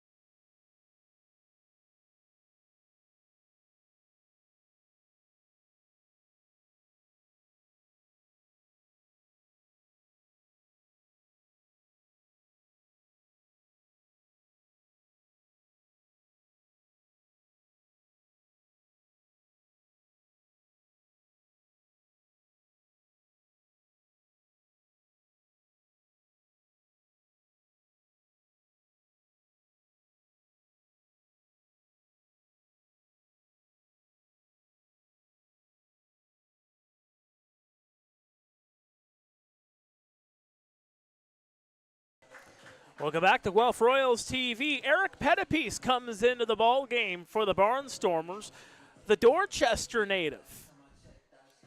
The lefty hurler will take on Garton, Durst, and Rosario. Here in the bottom of the sixth, the Royals just trailing by 1 here at Hastings on a Tuesday night under the lights.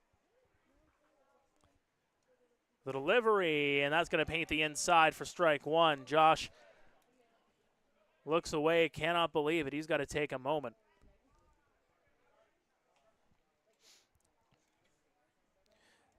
So the Barnstormers have gone from lefty to righty, back to lefty. Has a lefty on lefty matchup here. And that just misses under the knees. Garton 0 for 2. Struck out swinging back in the third. And he'll foul that one off. Good delivery there from Pettipiece. It was more in on the hands. So Garton was able to get a bat on it, but well away from his wheelhouse, that is for sure. 1 ball, 2 strikes. The delivery, that one just missing on the outside. Pettipiece into his 9th game of the season. More of a starter for the Barnstormers this year. In his 8 appearances this season, he has started in 7 of them. The 2-2. Swing and a miss. Garton goes down on strikes. 1 down here in the 6th. Number 25, Drew. So Garton has gone down swinging twice in this ball game. And this will bring up Drew Durst.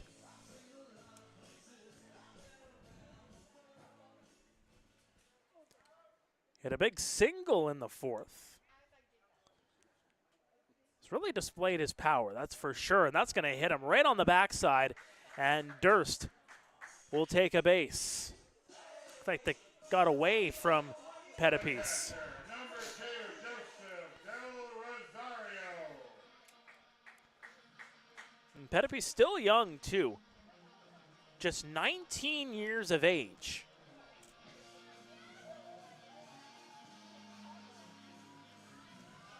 '20th birthday coming up on September 16th. And it looks like we're going to have a pinch runner. Coming in there is going to be Keon Masseni. So Keon Masseni will come in, the junior for the Royals. Number 16, Keon Mazzoni. This will set up J.D. Rosario in the batter's box. So that'll spell the evening for Drew Durst, who gets on base twice. Couple of checks over, and that's going to go right into the hot shot gloves. That's going to get by the first baseman, Sillette, and it's going to go out of play. And Masseni is going to get over to second base by rule, and they're going to award him another base. So Masseni will actually go to third. And Dan Norman will want an explanation for this. A great grab by Vasilenik over at second, and Dan is not happy.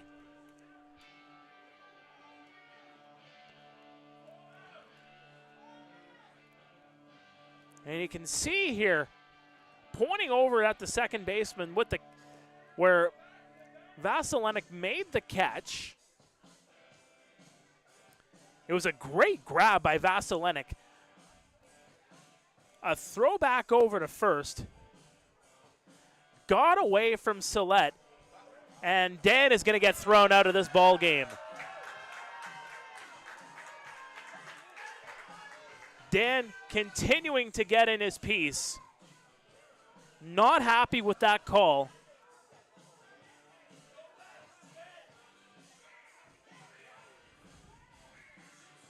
So Dan Norman we'll have to watch the rest of this ball game away from the dugouts.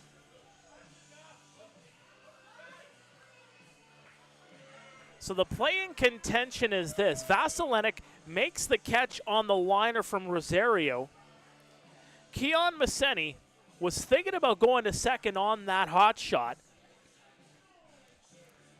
To be honest, he would have easily gotten over to third if it gets by Vasilenic. A great grab by the second baseman. But the throw over back to first was offline, getting under Sillette. And it goes out of play. And they award Maseni third base. And Dan Norman is still on the field. Dan is still coming back into the field of play and still having a word with Alex Taccone here. They got to get him out of here, folks. I know you're upset. You've already been thrown out of this ball game.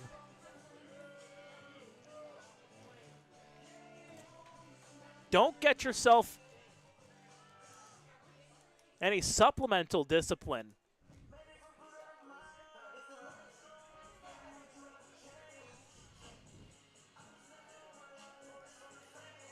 As another one of the umpires comes over to have a word with him.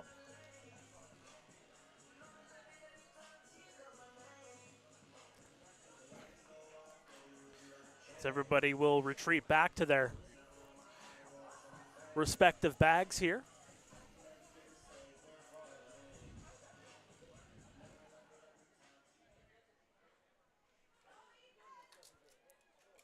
So correct me if I'm wrong, but the error on the throw would give Maseni second base, as he was already thinking about going over there. And then with the ball going out of play, there's the additional base. So it is in the rule book. 1 ball, no strikes here on Ethan Hammond. That one's going to be well outside. Now, as you can see there, good job there as always, Neil. While you're not here in the broadcast booth, you're definitely got that IBL rule book in front of you. The delivery, and that's going to be fouled off. So each runner, including the batter runner, may, without liability to be put out, advance 2 bases when, with no spectators on the field, a thrown ball goes out of play. So Maseni is over on third. That's hit into left center. All the way back, but it's going to be grabbed there by Braxton Hageth. So after all of that, Maseni remains stranded. And we remain a 3-2 ball game. The Barnstormers leading the Royals as we head to break. The 7th inning coming up next. Stay with us. This is Guelph Royals TV.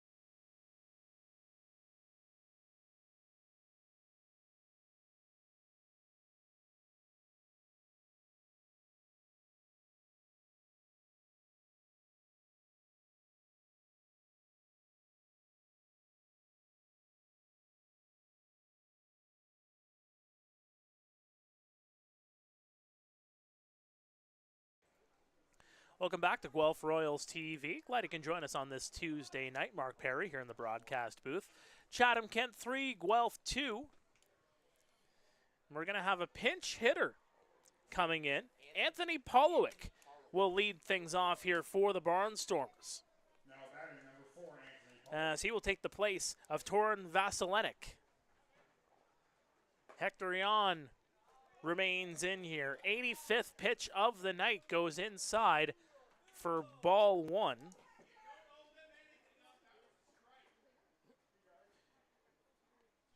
And the fans really giving it to the home plate umpire here tonight. 2 balls, no strikes. And by the way, for those in the chat, Nate, definitely my thoughts on that as well. The 2-0. That one just missing upstairs and outside. And an audible groan comes over the crowd here. Hitters count. 3 balls, no strikes. Polowick will take for strike one.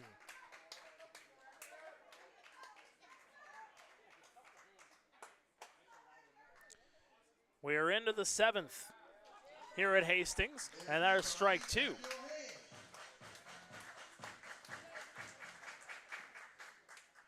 Fans in full throat here. The 3-2 skied high into center field.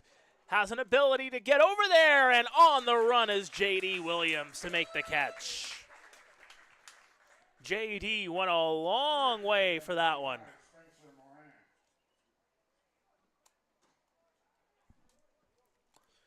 And that'll bring up Spencer Morin.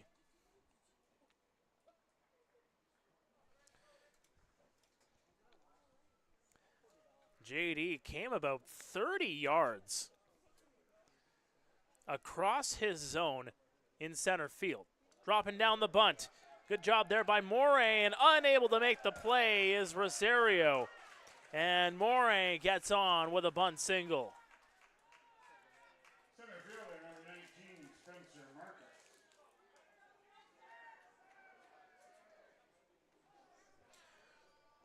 I'll bring up Spencer Marcus with just the one out. 2 singles. Leads the team with a .365 average. The delivery, more of a half swing there for strike one. Marcus, 50 hits coming into tonight. It's up to 52 now. Just 13 of them have gone for extra bases. Rosario can't keep that in front of him, and trotting over to second base is Spencer Morin on the pass ball.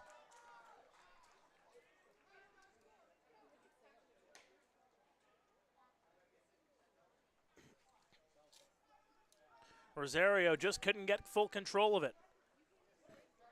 It was a good delivery from Jan.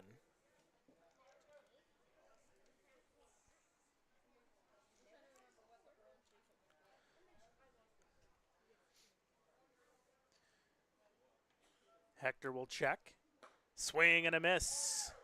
1 ball, 2 strikes.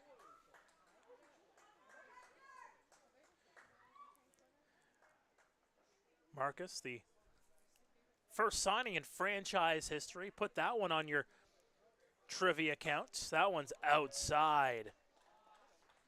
So in the years to come, when they talk about the Chatham Kent Barnstormers, there is your question you can ask folks. Who was the first signing in franchise history? The answer was Spencer Marcus to get the slice. The 2-2 and swing, half swing, but it goes across anyway for strike three. The catcher, number 45, Mitsuki Fukuda. That'll bring up Mitsuki Fukuda with 2 away.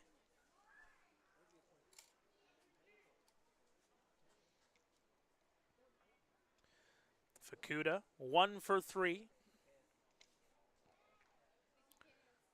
That one's well upstairs.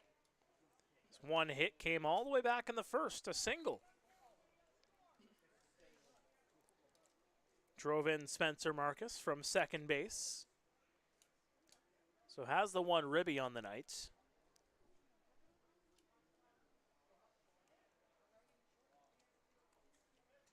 Jan taking an extra moment there to get the sign.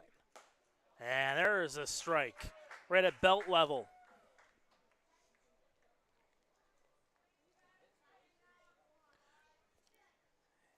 Now, one thing we have seen from the Guelph Royals, particularly in the last couple of games, particularly against the Panthers, took them a little bit to kind of get things going. That one's well outside. But once the bats started going, you get that one great inning out of your offense. If you can keep your pitching rolling, that could be the difference in this game. Jan looking to hold up his end of the bargain as that's going to be popped up. Garton loses the cap, and he's going to have to rush out of foul territory, out of play, and evade the picnic table.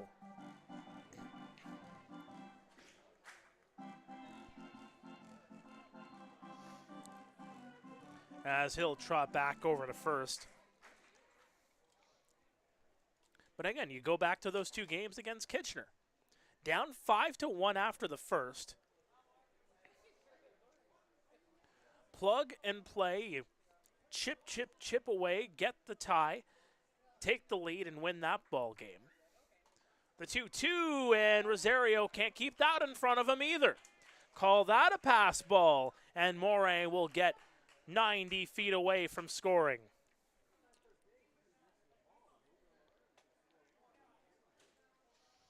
Morin having a bit of trouble keeping that ball in front of him.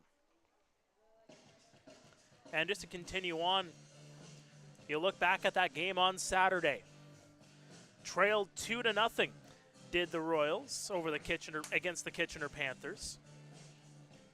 Ended up winning that game 5-2. They only had one hit through 4 innings.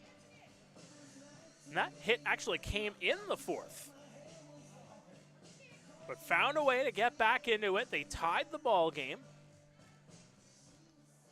And then took the lead the very next inning with a 3-run inning. And were able to hold on for the victory. Been an eventful 4-game run. The 3-2 fouled off.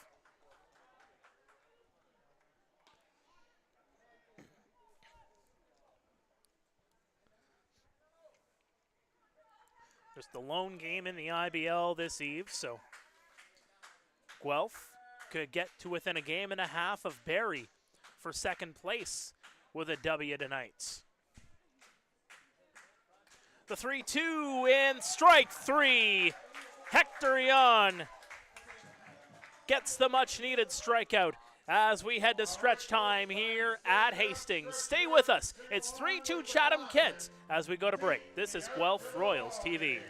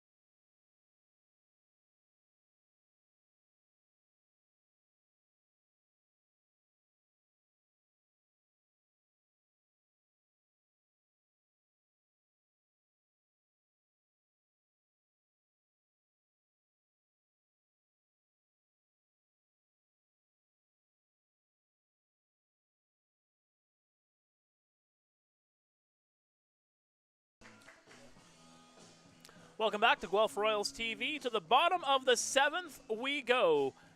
Glad you can join us on this Tuesday night. Andy Leader will lead things off here in the 7th. On defense, just a straight swap. Polowick comes in for Vasilinik over at second base. Andy Leader. A strikeout victim not once, not twice, but thrice in this ball game. And that'll go across for a strike. 1 ball, 1 strike here on the former Kitchener Panther.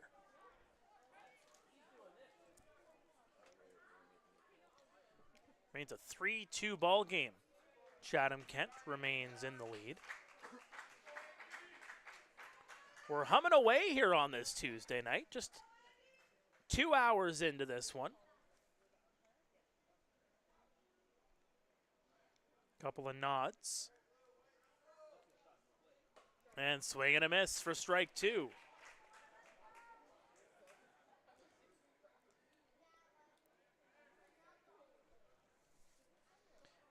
Eric Pettipies remains in this game for the Barnstormers.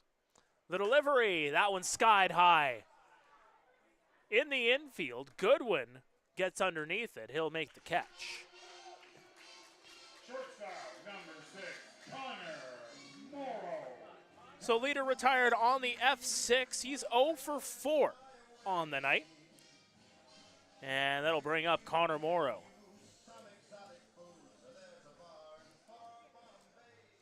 Morrow a single in the 3rd. He's 1 for 3 overall.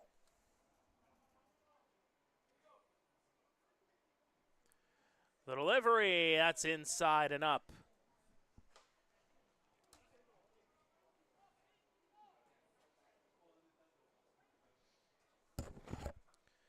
If you're just joining us, Dan Norman, the field manager for Chatham Kent, thrown out of this ball game as that one's lined to right field, and Morrow will be retired on the F9. It was a play in the last inning where Keon Masseni came on as a pinch runner for Drew Durst. Vasilinik climbed the ladder at second, made the grab on a liner from Rosario. A throw over to first, went underneath Sillette, the first baseman. Goodwin will field it over to first, and in time. That is a very quick 1-2-3 inning. The Barnstormers remain in the lead, 3-2. We'll be back after this. This is Guelph Royals TV.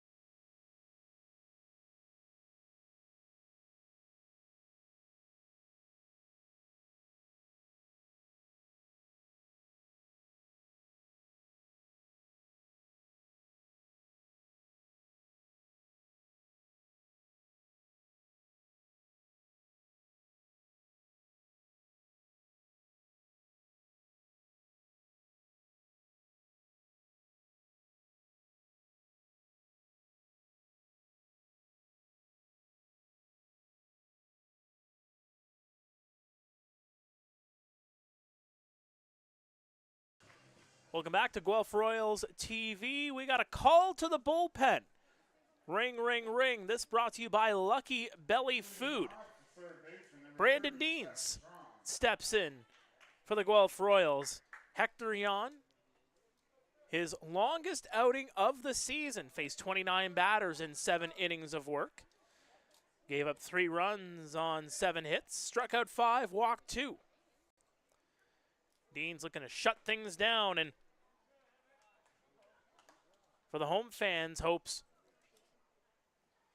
allow the Royals to get those bats going in the final couple of innings. Seth Strong in the batter's box, watches that one go across for a strike. 1 ball, 1 strike here on the Panda.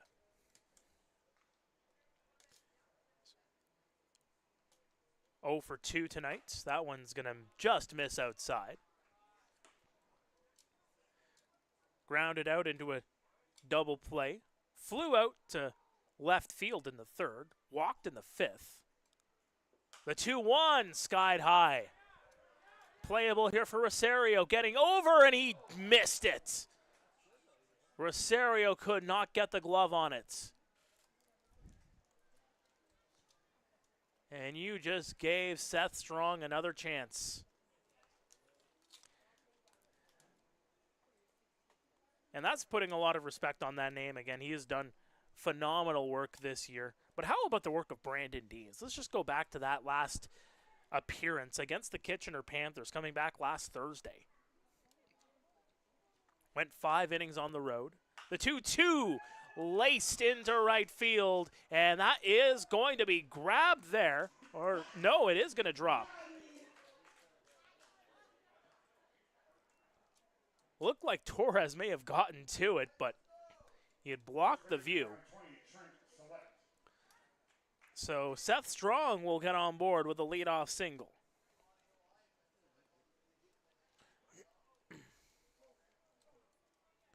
Trent Sillette will come in here to take on Deans. Look over to first. Bunt. And Rosario's not going to be able to make the grab.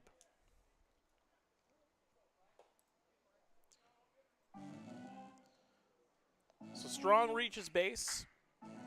As mentioned before, hitting .308 against the Royals this year. His first hit of the game. Brandon Deans, his last outing, 5 innings of work. Shutout baseball, only gave up 2 hits to the Panthers as he pitched into extras in that one. Struck out 8 of note. And that's going to miss. Seth will take second.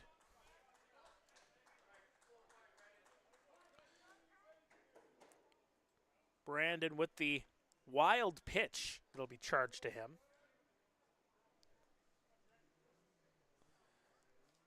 1-1 count.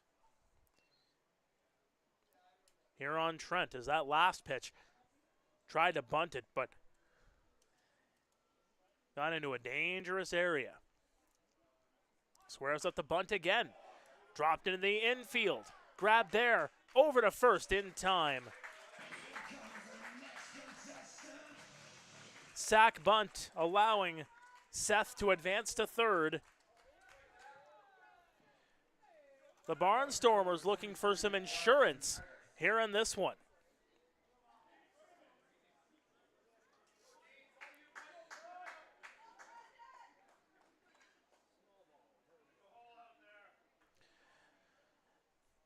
As you had Takamatsu playing well into the grass on that last one.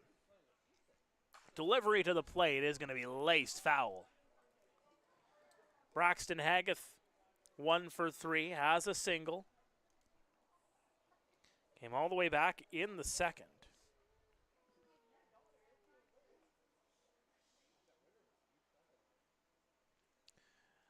The 0-1, another one fouled off.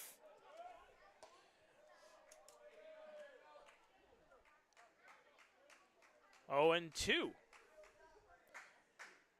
is the Minnesota State University player.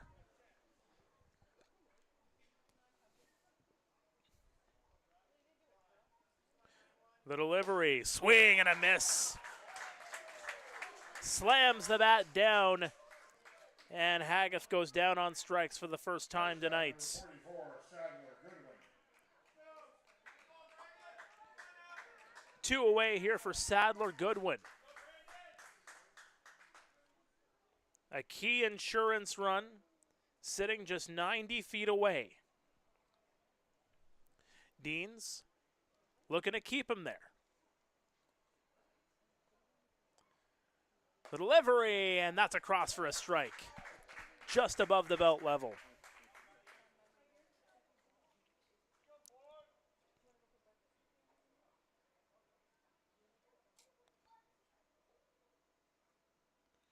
And that's a swing and a miss for a strike. Goodwin doubled and scored back in the 4th. That was his only hit of the game.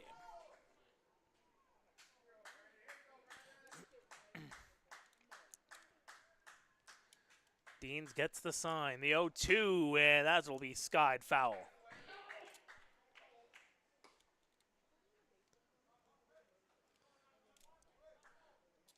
More known for his defense is Sadler Goodwin.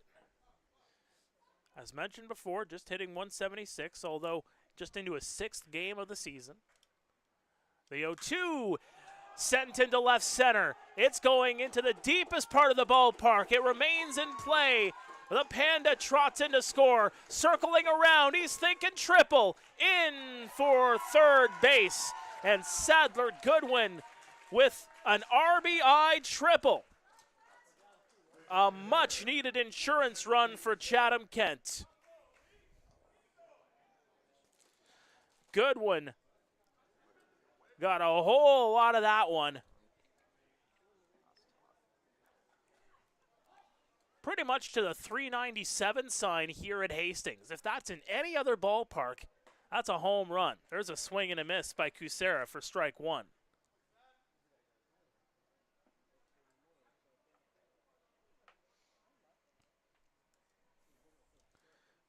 Deans, the delivery. On the inside of the bat, Rosario charging toward it, but it's going to hit the bench and out of play.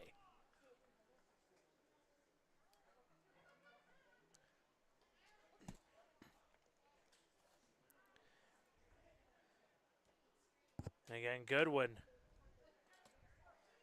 just getting into games later into the year. His first game actually came on that 28th of July against the Royals. Swing and a miss for strike 3. They'll strand the runner, but Goodwin with a good hit. Make it a great hit if you're a Barnstormers fan. It's 4-2 visitors as we head to the bottom of the 8th. Stay with us. This is Guelph Royals TV.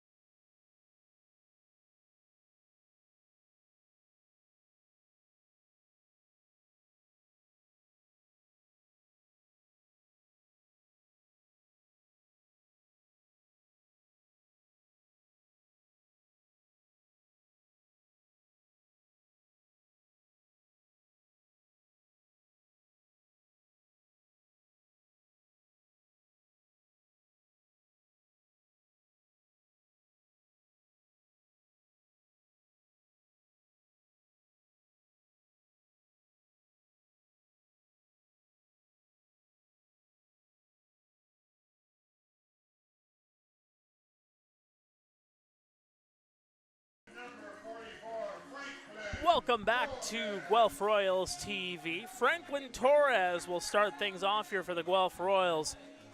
Now down by 2. Here in the bottom half of the 8th. Glad you can join us on Guelph Royals TV on YouTube. Hit that like and subscribe button. Notified anytime we're on the air here at Hastings. A new pitcher comes in. It is Garrett Day for the Chatham Kent Barnstormers. The delivery, Torres, a grounder. Goodwin with a great grab there at short. And he'll retire Torres on the 6-3. For the center fielder, number 8, J.D. Williams.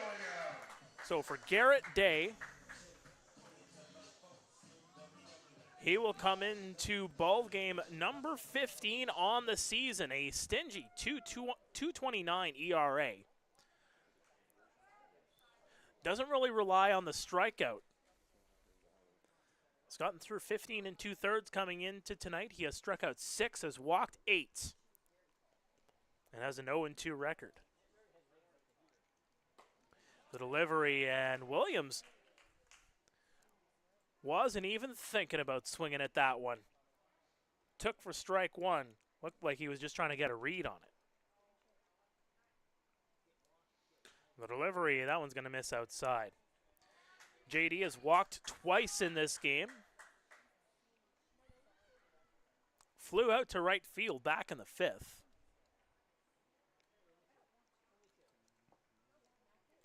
The delivery, and that's going to go into center field. Base hit here for J.D. Williams. One man on with one out here for Josh Garton, who represents the tying run for the Royals.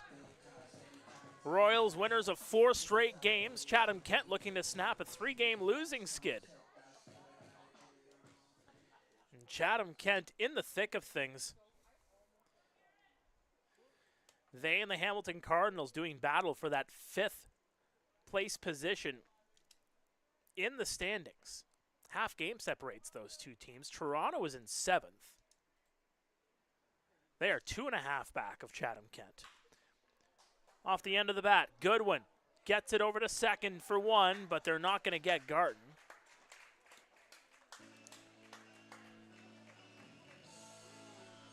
So a fielder's choice for the 10-year veteran. And Keon Masseni will step into the batter's box for the first time tonight. Got on base as a pinch runner for Drew Durst back in the 6th. Designated hitter, number 16, Keon Mazzeni.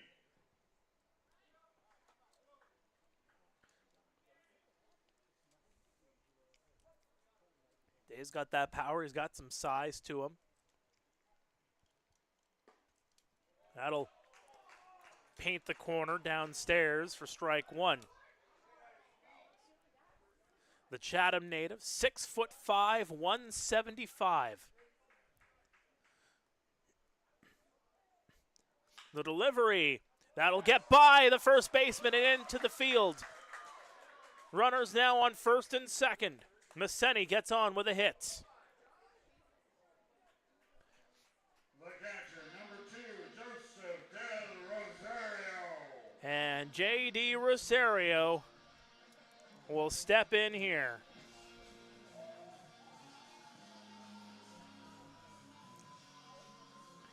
A big situation in here as the Barnstormers lead by 2.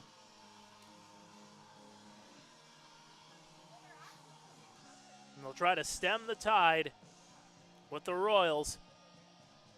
Starting to get things going with the bats here in the 8th. Garrett Day taking over for Eric Pettipiece in this inning. The delivery, swing and a miss for strike 1. 4th pitcher of the ball game for Chatham Kent. Noah Richardson went the first 3. Brock Whitson went 2. Pettipiece went the last 2. Check over at second. The delivery to the dish, and that's going to paint the inside edge for a strike. And the fans not thrilled with that one.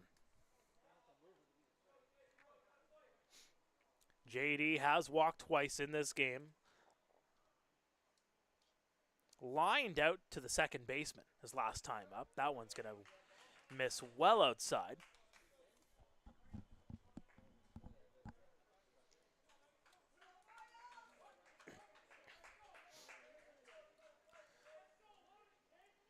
A key run on the board for the Barnstormers, the top half of the inning. That one's going to miss outside. 2 balls, 2 strikes here on Rosario. Fans in full throat here at Hastings. The delivery.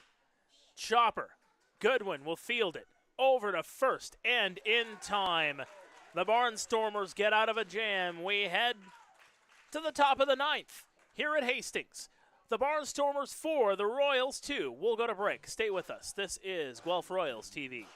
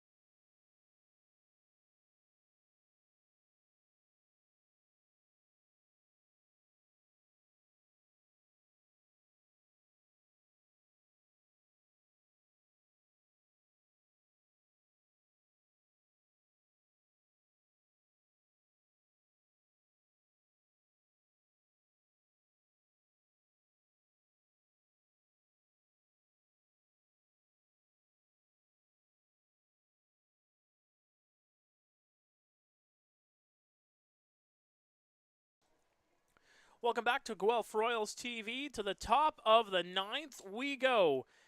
Here from Hastings Stadium. Glad you can join us on Guelph Royals TV. It'll be Anthony Polowick to lead things off here for the Barnstormers, who have a 2-run lead. Brandon Deans remains in the ball game, and he paints the outside edge for strike 1. Polowick came in as a pinch hitter in the 7th. He flew out to center field. And that just misses at the knees.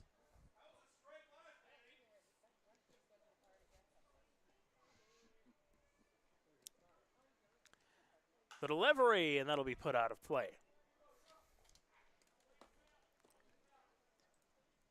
Polowick climbing closer to his 23rd birthday. He'll be 23 on the 11th. So get the candles out, Barnstormers fans. Goes to McMaster University, studying automotive and vehicle engineering technology.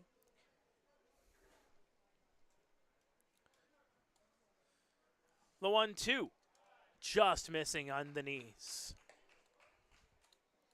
Polowick with good patience there. The delivery, and that's going to miss again. Same spot the last 2 pitches for Brandon Deans, trying to pick the knees. Went a little bit away from the knees that last pitch. That one went more in that time again, and Polowick will take a base. So Deans walks the leadoff batter to bring Spencer Moraine to the batter's box. The 8-9-1 hitters due up for the Barnstormers, wearing their black jerseys with white pinstripes. Holding off on the bunt attempt there was Moray. Had a bunt single in the 7th.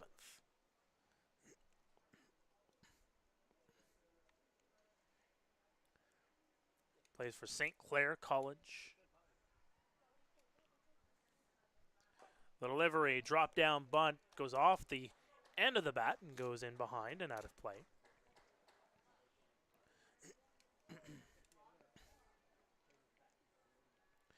No balls, 2 strikes.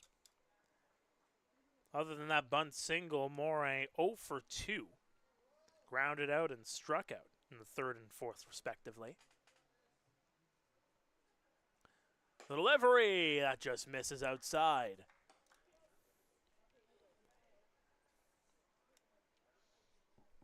Moray's average around the 277 mark. And the delivery off the end of the bat. And you can say a bang-up job by the bullpen for the Barnstormers. It's been a bullpen night, in fact, for them. Richardson, Whitson, Pettipies, and Day all going in this one.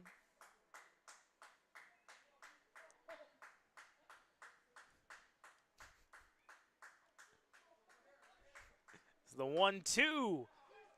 Gets in play. Fielded by the second baseman, Torres, over to first in time. It was a big hop, and Torres was able to wait patiently enough to get to it and get it over to first base. Polowick advances to second, and that'll bring up Spencer Marcus.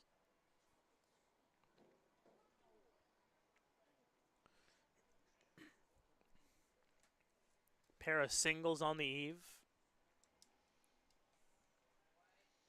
Deans will get set. Swing and a miss. No balls, 1 strike here on Spencer. That's what you need to do if you're Deans. Throw some strikes. Throw some heat and get them to swing through. You're going to have to challenge these Barnstormers batters. Again, among the best in the league, but Guelph's pitching staff has been the best in the league. Deans with that 4.28 ERA. Throw over to second. That's going to go into center field. A bad throw by Brandon Deans, trying to turn around to pick off Polowick, and Polowick will get a free 90 over to third.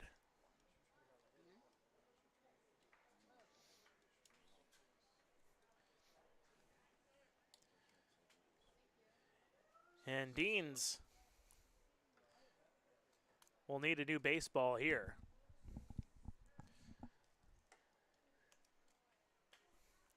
Dean's on a bit of a roll lately. Hasn't actually given up an earned run, or a run at all for that matter, since June 19th in Toronto. The 1-1, swing and a miss. That is 7 straight outings where he hasn't given up a run. And he's only given up 6 hits overall coming into tonight, as that's fouled off.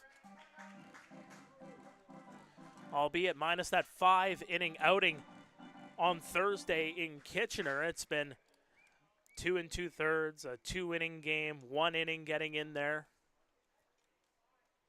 Gotten a couple of saves in that stretch. The 1-2, swing and a miss. Marcus goes down on strikes, and there's 2 away.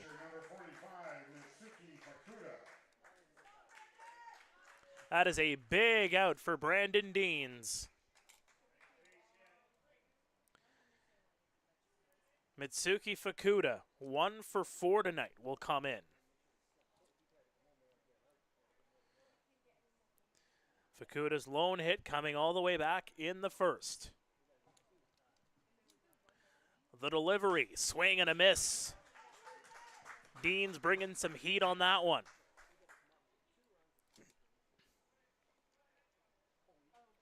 It's a hard-thrown baseball from the former OCAA Pitcher of the Year. Broken bat will go foul.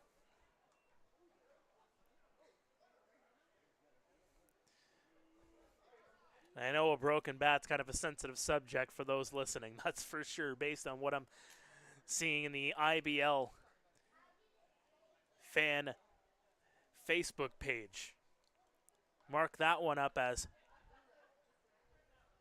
some kindling for the old backyard fire.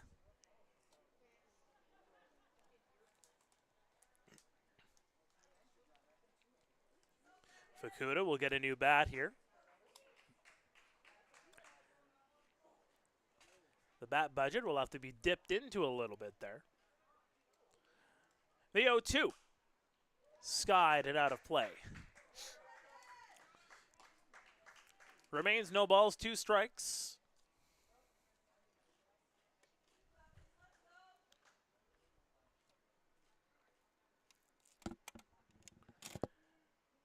Deans will try again here. The 23-year-old deals. And inside, and that's going to hit Fukuda on the swing.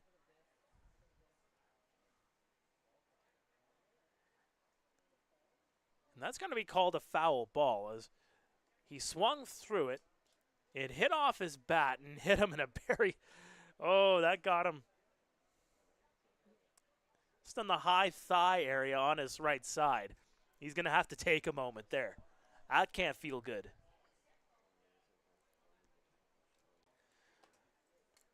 Take a moment to thank all of you for tuning in here on this Tuesday night. The lone game in the IBL. Guelph will be home to Kitchener tomorrow night at 7:30. We'll have the game for you here at Hastings Stadium. For the Chatham Kent Barnstormers, they'll be off after tonight, hosting Welland on Saturday, and then these same Royals at Fergie Jenkins Field on Sunday afternoon at 1:35. And that one's going to miss upstairs. By the way, that game against Welland is a night game. Get your tickets now. Check out the Barnstormers website for ticketing details. 1 ball, 2 strikes here on Fukuda. And another one fouled off. Fukuda getting his money's worth in this at-bat.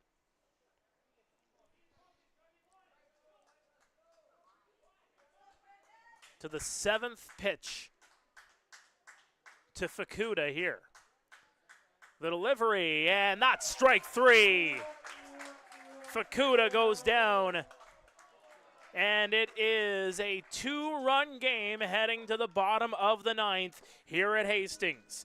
Hammond, leader, Morrow, due up for the Royals. Can they climb back? We'll have the answer for you on the other side. Stay with us. This is Guelph Royals TV.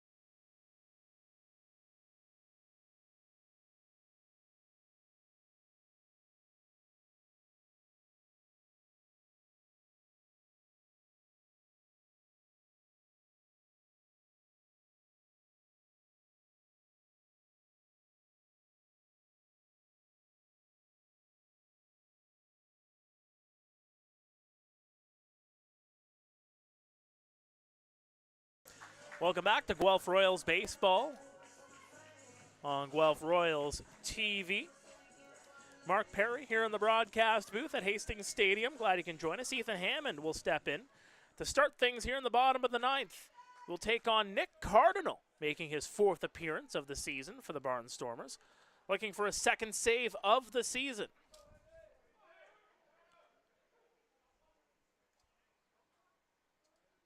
The delivery, and that'll go across for a strike.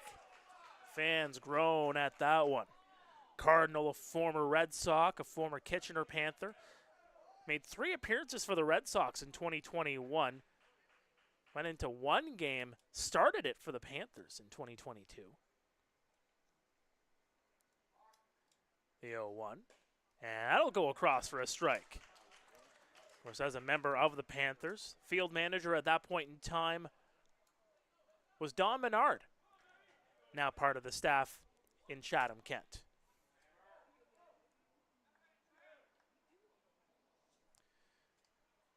Gets set here. No balls, 2 strikes. And that'll just miss on the outside.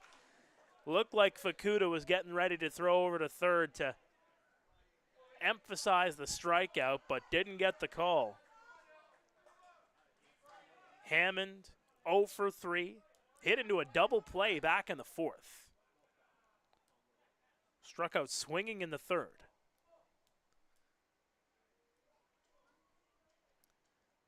Looks like he's setting up more to the outside. That's going to be cued off the end of the bat, and that's going to drop. A leadoff base hit for the Royals. Into right center, and Hammond is aboard with nobody away. Back to the top of the order we go. Andy Leader looking to get something going in this game. He has struck out 3 different times. 0 for 4 on the night. Trying to get some of that momentum going here for the Royals. Hits an 8 of 9. Would love to make it 9 of 10 in a big game situation here. And that'll just miss at the knees.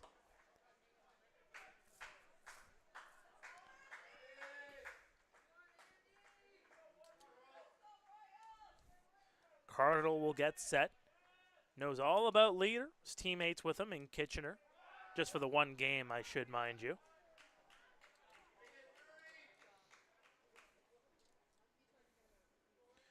Fifth pitcher of the game for Chatham Kent here tonight. This is definitely a bullpen evening.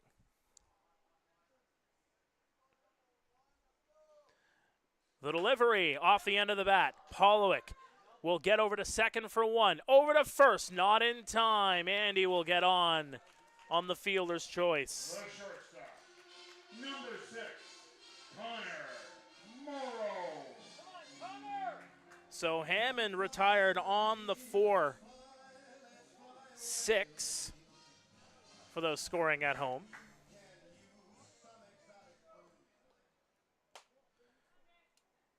And Connor Morrow will come in 1 for 4 tonight.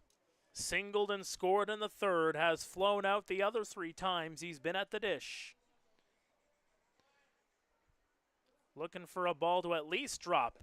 And that's going to be blocked, but Fukuda, it gets all the way away from him. Leader circling around, and he'll get into 3rd, sliding.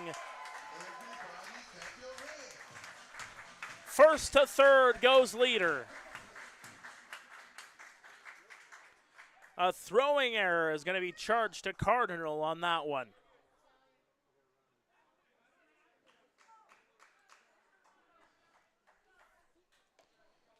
Or would you call that a wild pitch?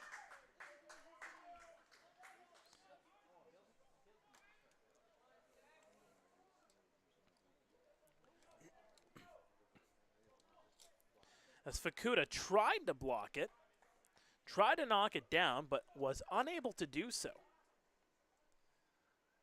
Call it what you will, runner now on 3rd. Delivery, Morrow Bunts that one down the line. That's going to stay fair, and that is going to allow leader to score. A bunt single in the infield for Connor Morrow, and the Royals are within one. We are not through just yet. Hits just keep on coming. Your third baseman, number 4, Guelph. An exciting ending in store here at Hastings. So officially, what allowed leader to advance from first to third is going to be called a wild pitch.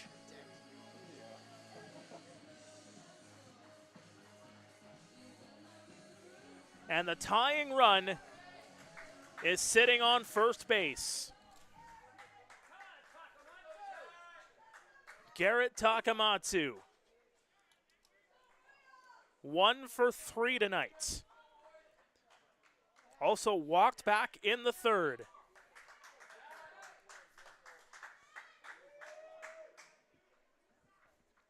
Has been hitting the ball hard here tonight. Looking to get some results. Swing and a miss. Fukuda keeps it in front of him. Morrow will retreat back to first. Some tense moments here at Hastings. Every win is crucial here in the tail end of this season. Guelph in that fight in the top 4. Chatham Kent doing battle with Hamilton, trying to hold off Toronto as well.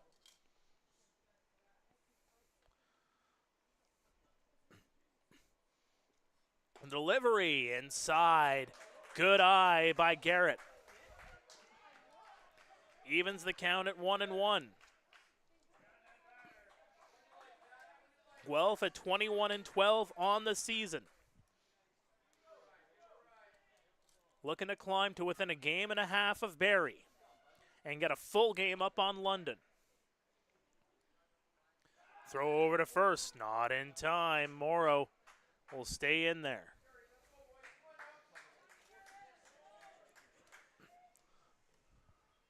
The fans have stuck around here at Hastings.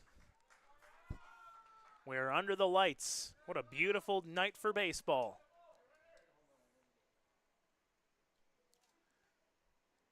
The delivery, that's off the end of the bat. It gets into the left field, and Morrow will get over to second. And just like that, the winning run is on board here for 44, Franklin Torres.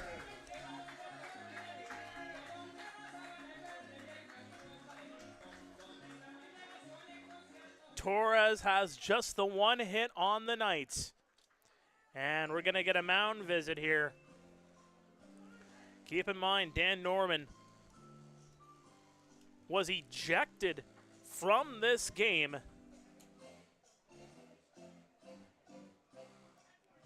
earlier on, and there's going to be a pinch runner coming in for Garrett Takamatsu. It's going to be Ashton Patterson.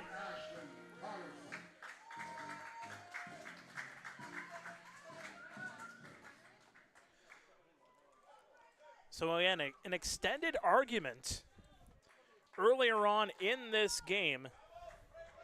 It came back in the 6th. Dan Norman was ejected, so that's why you don't see Dan going out to the hill for those that are just joining us on the feed. A one-run game. Franklin Torres will sit in the batter's box, just the one away with runners on first and second.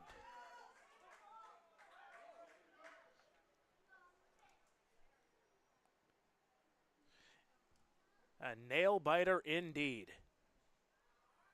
The delivery, and that's inside. Franklin takes for ball 1.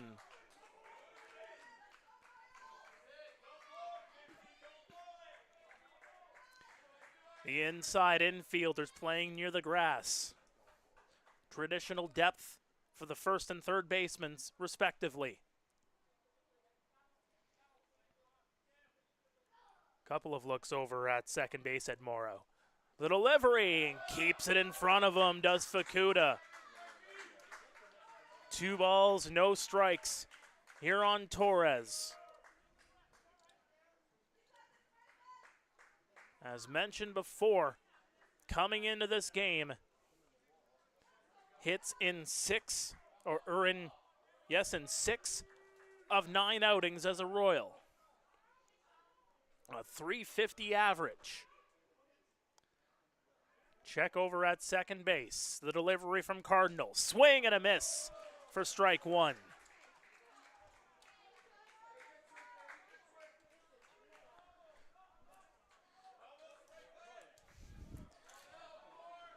Fans getting restless here in the ballpark. What a game we have had for you. This is prime time, good fun here at Hastings. The 2-1 inside, but that's a strike. Torres tried to sell that one as inside as he moved out of the way, but that count is now 2-2. J.D. Williams is on deck. Will we get there?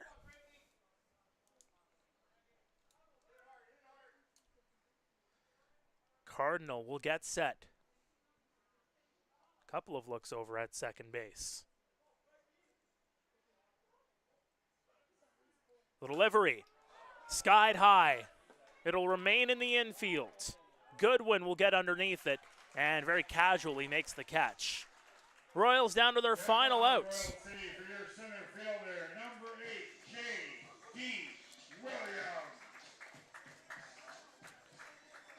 And J.D. Williams, 1 for 2 tonight. Hit a single back in the 8th.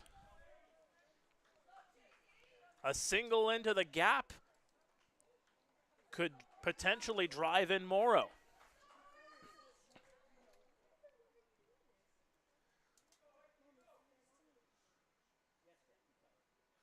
A hush comes on the crowd, and Fukuda tries to frame that one up, but that is ball number 1.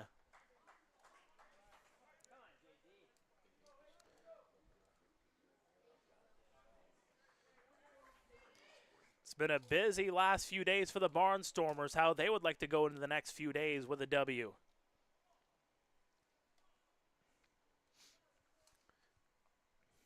Cardinal gets set again.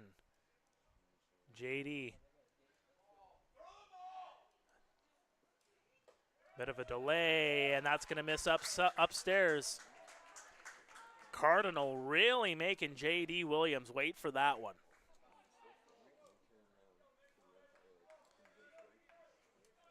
Fans were getting a little bit antsy on that last pitch. Cardinal just looking for that location. 2 balls, no strikes.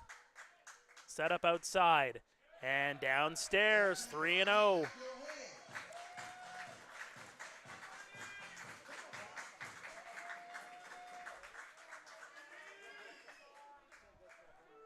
A big pitch upcoming here from Nick Cardinal.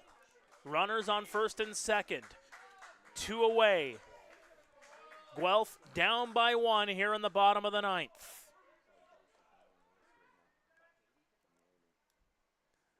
The delivery, and that just picks the outside for strike 1.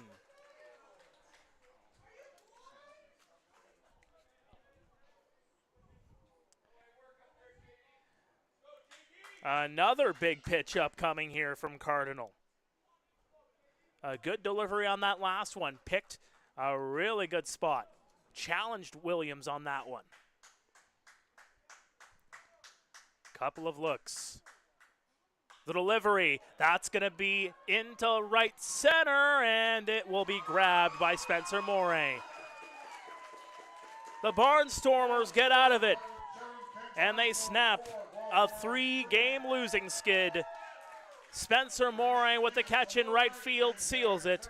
Nick Cardinal gets his 2nd save on the year. The Royals tried, but in the end, a close 4-3 victory for the Barnstormers. Guelph falls to 21-13 on the year. Chatham Kent improves to 17 and 21.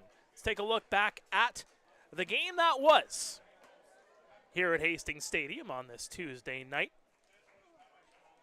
The Barnstormers taking a 1-0 lead on an RBI single from Mitsuki Fukuda. Spencer Marcus came around to score. Guelph would then turn the tide in the third with a pair of runs. Morrow and Rosario came across to score. And then things moved right back to the top of the fourth. And the Barnstormers add two of their own. They take a 3-2 lead.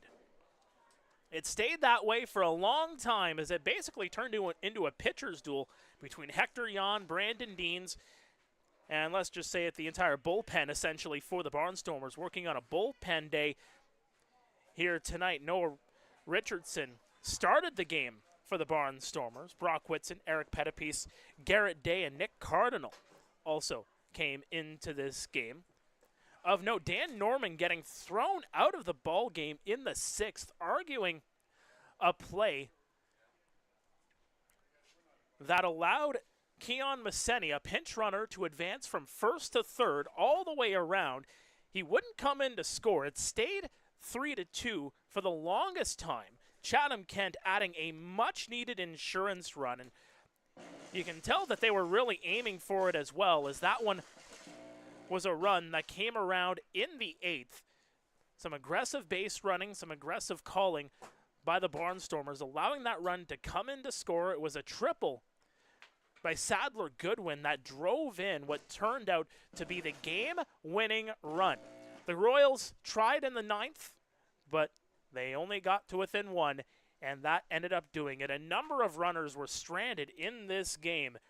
Of note, Chatham Kent actually stranded one runner in 8 of 9 innings in this one. What a close one. What a game we had for you here tonight. The Guelph Royals again fall 4-3 to the Chatham Kent Barnstormers. The Royals will be back at it again tomorrow night here at Hastings Stadium as the Kitchener Panthers come to town. The Barnstormers have a few days off. They will host Welland on Saturday. My name is Mark Perry, saying so long from Hastings Stadium. This has been a presentation of Guelph Royals TV. We'll see you back here tomorrow night.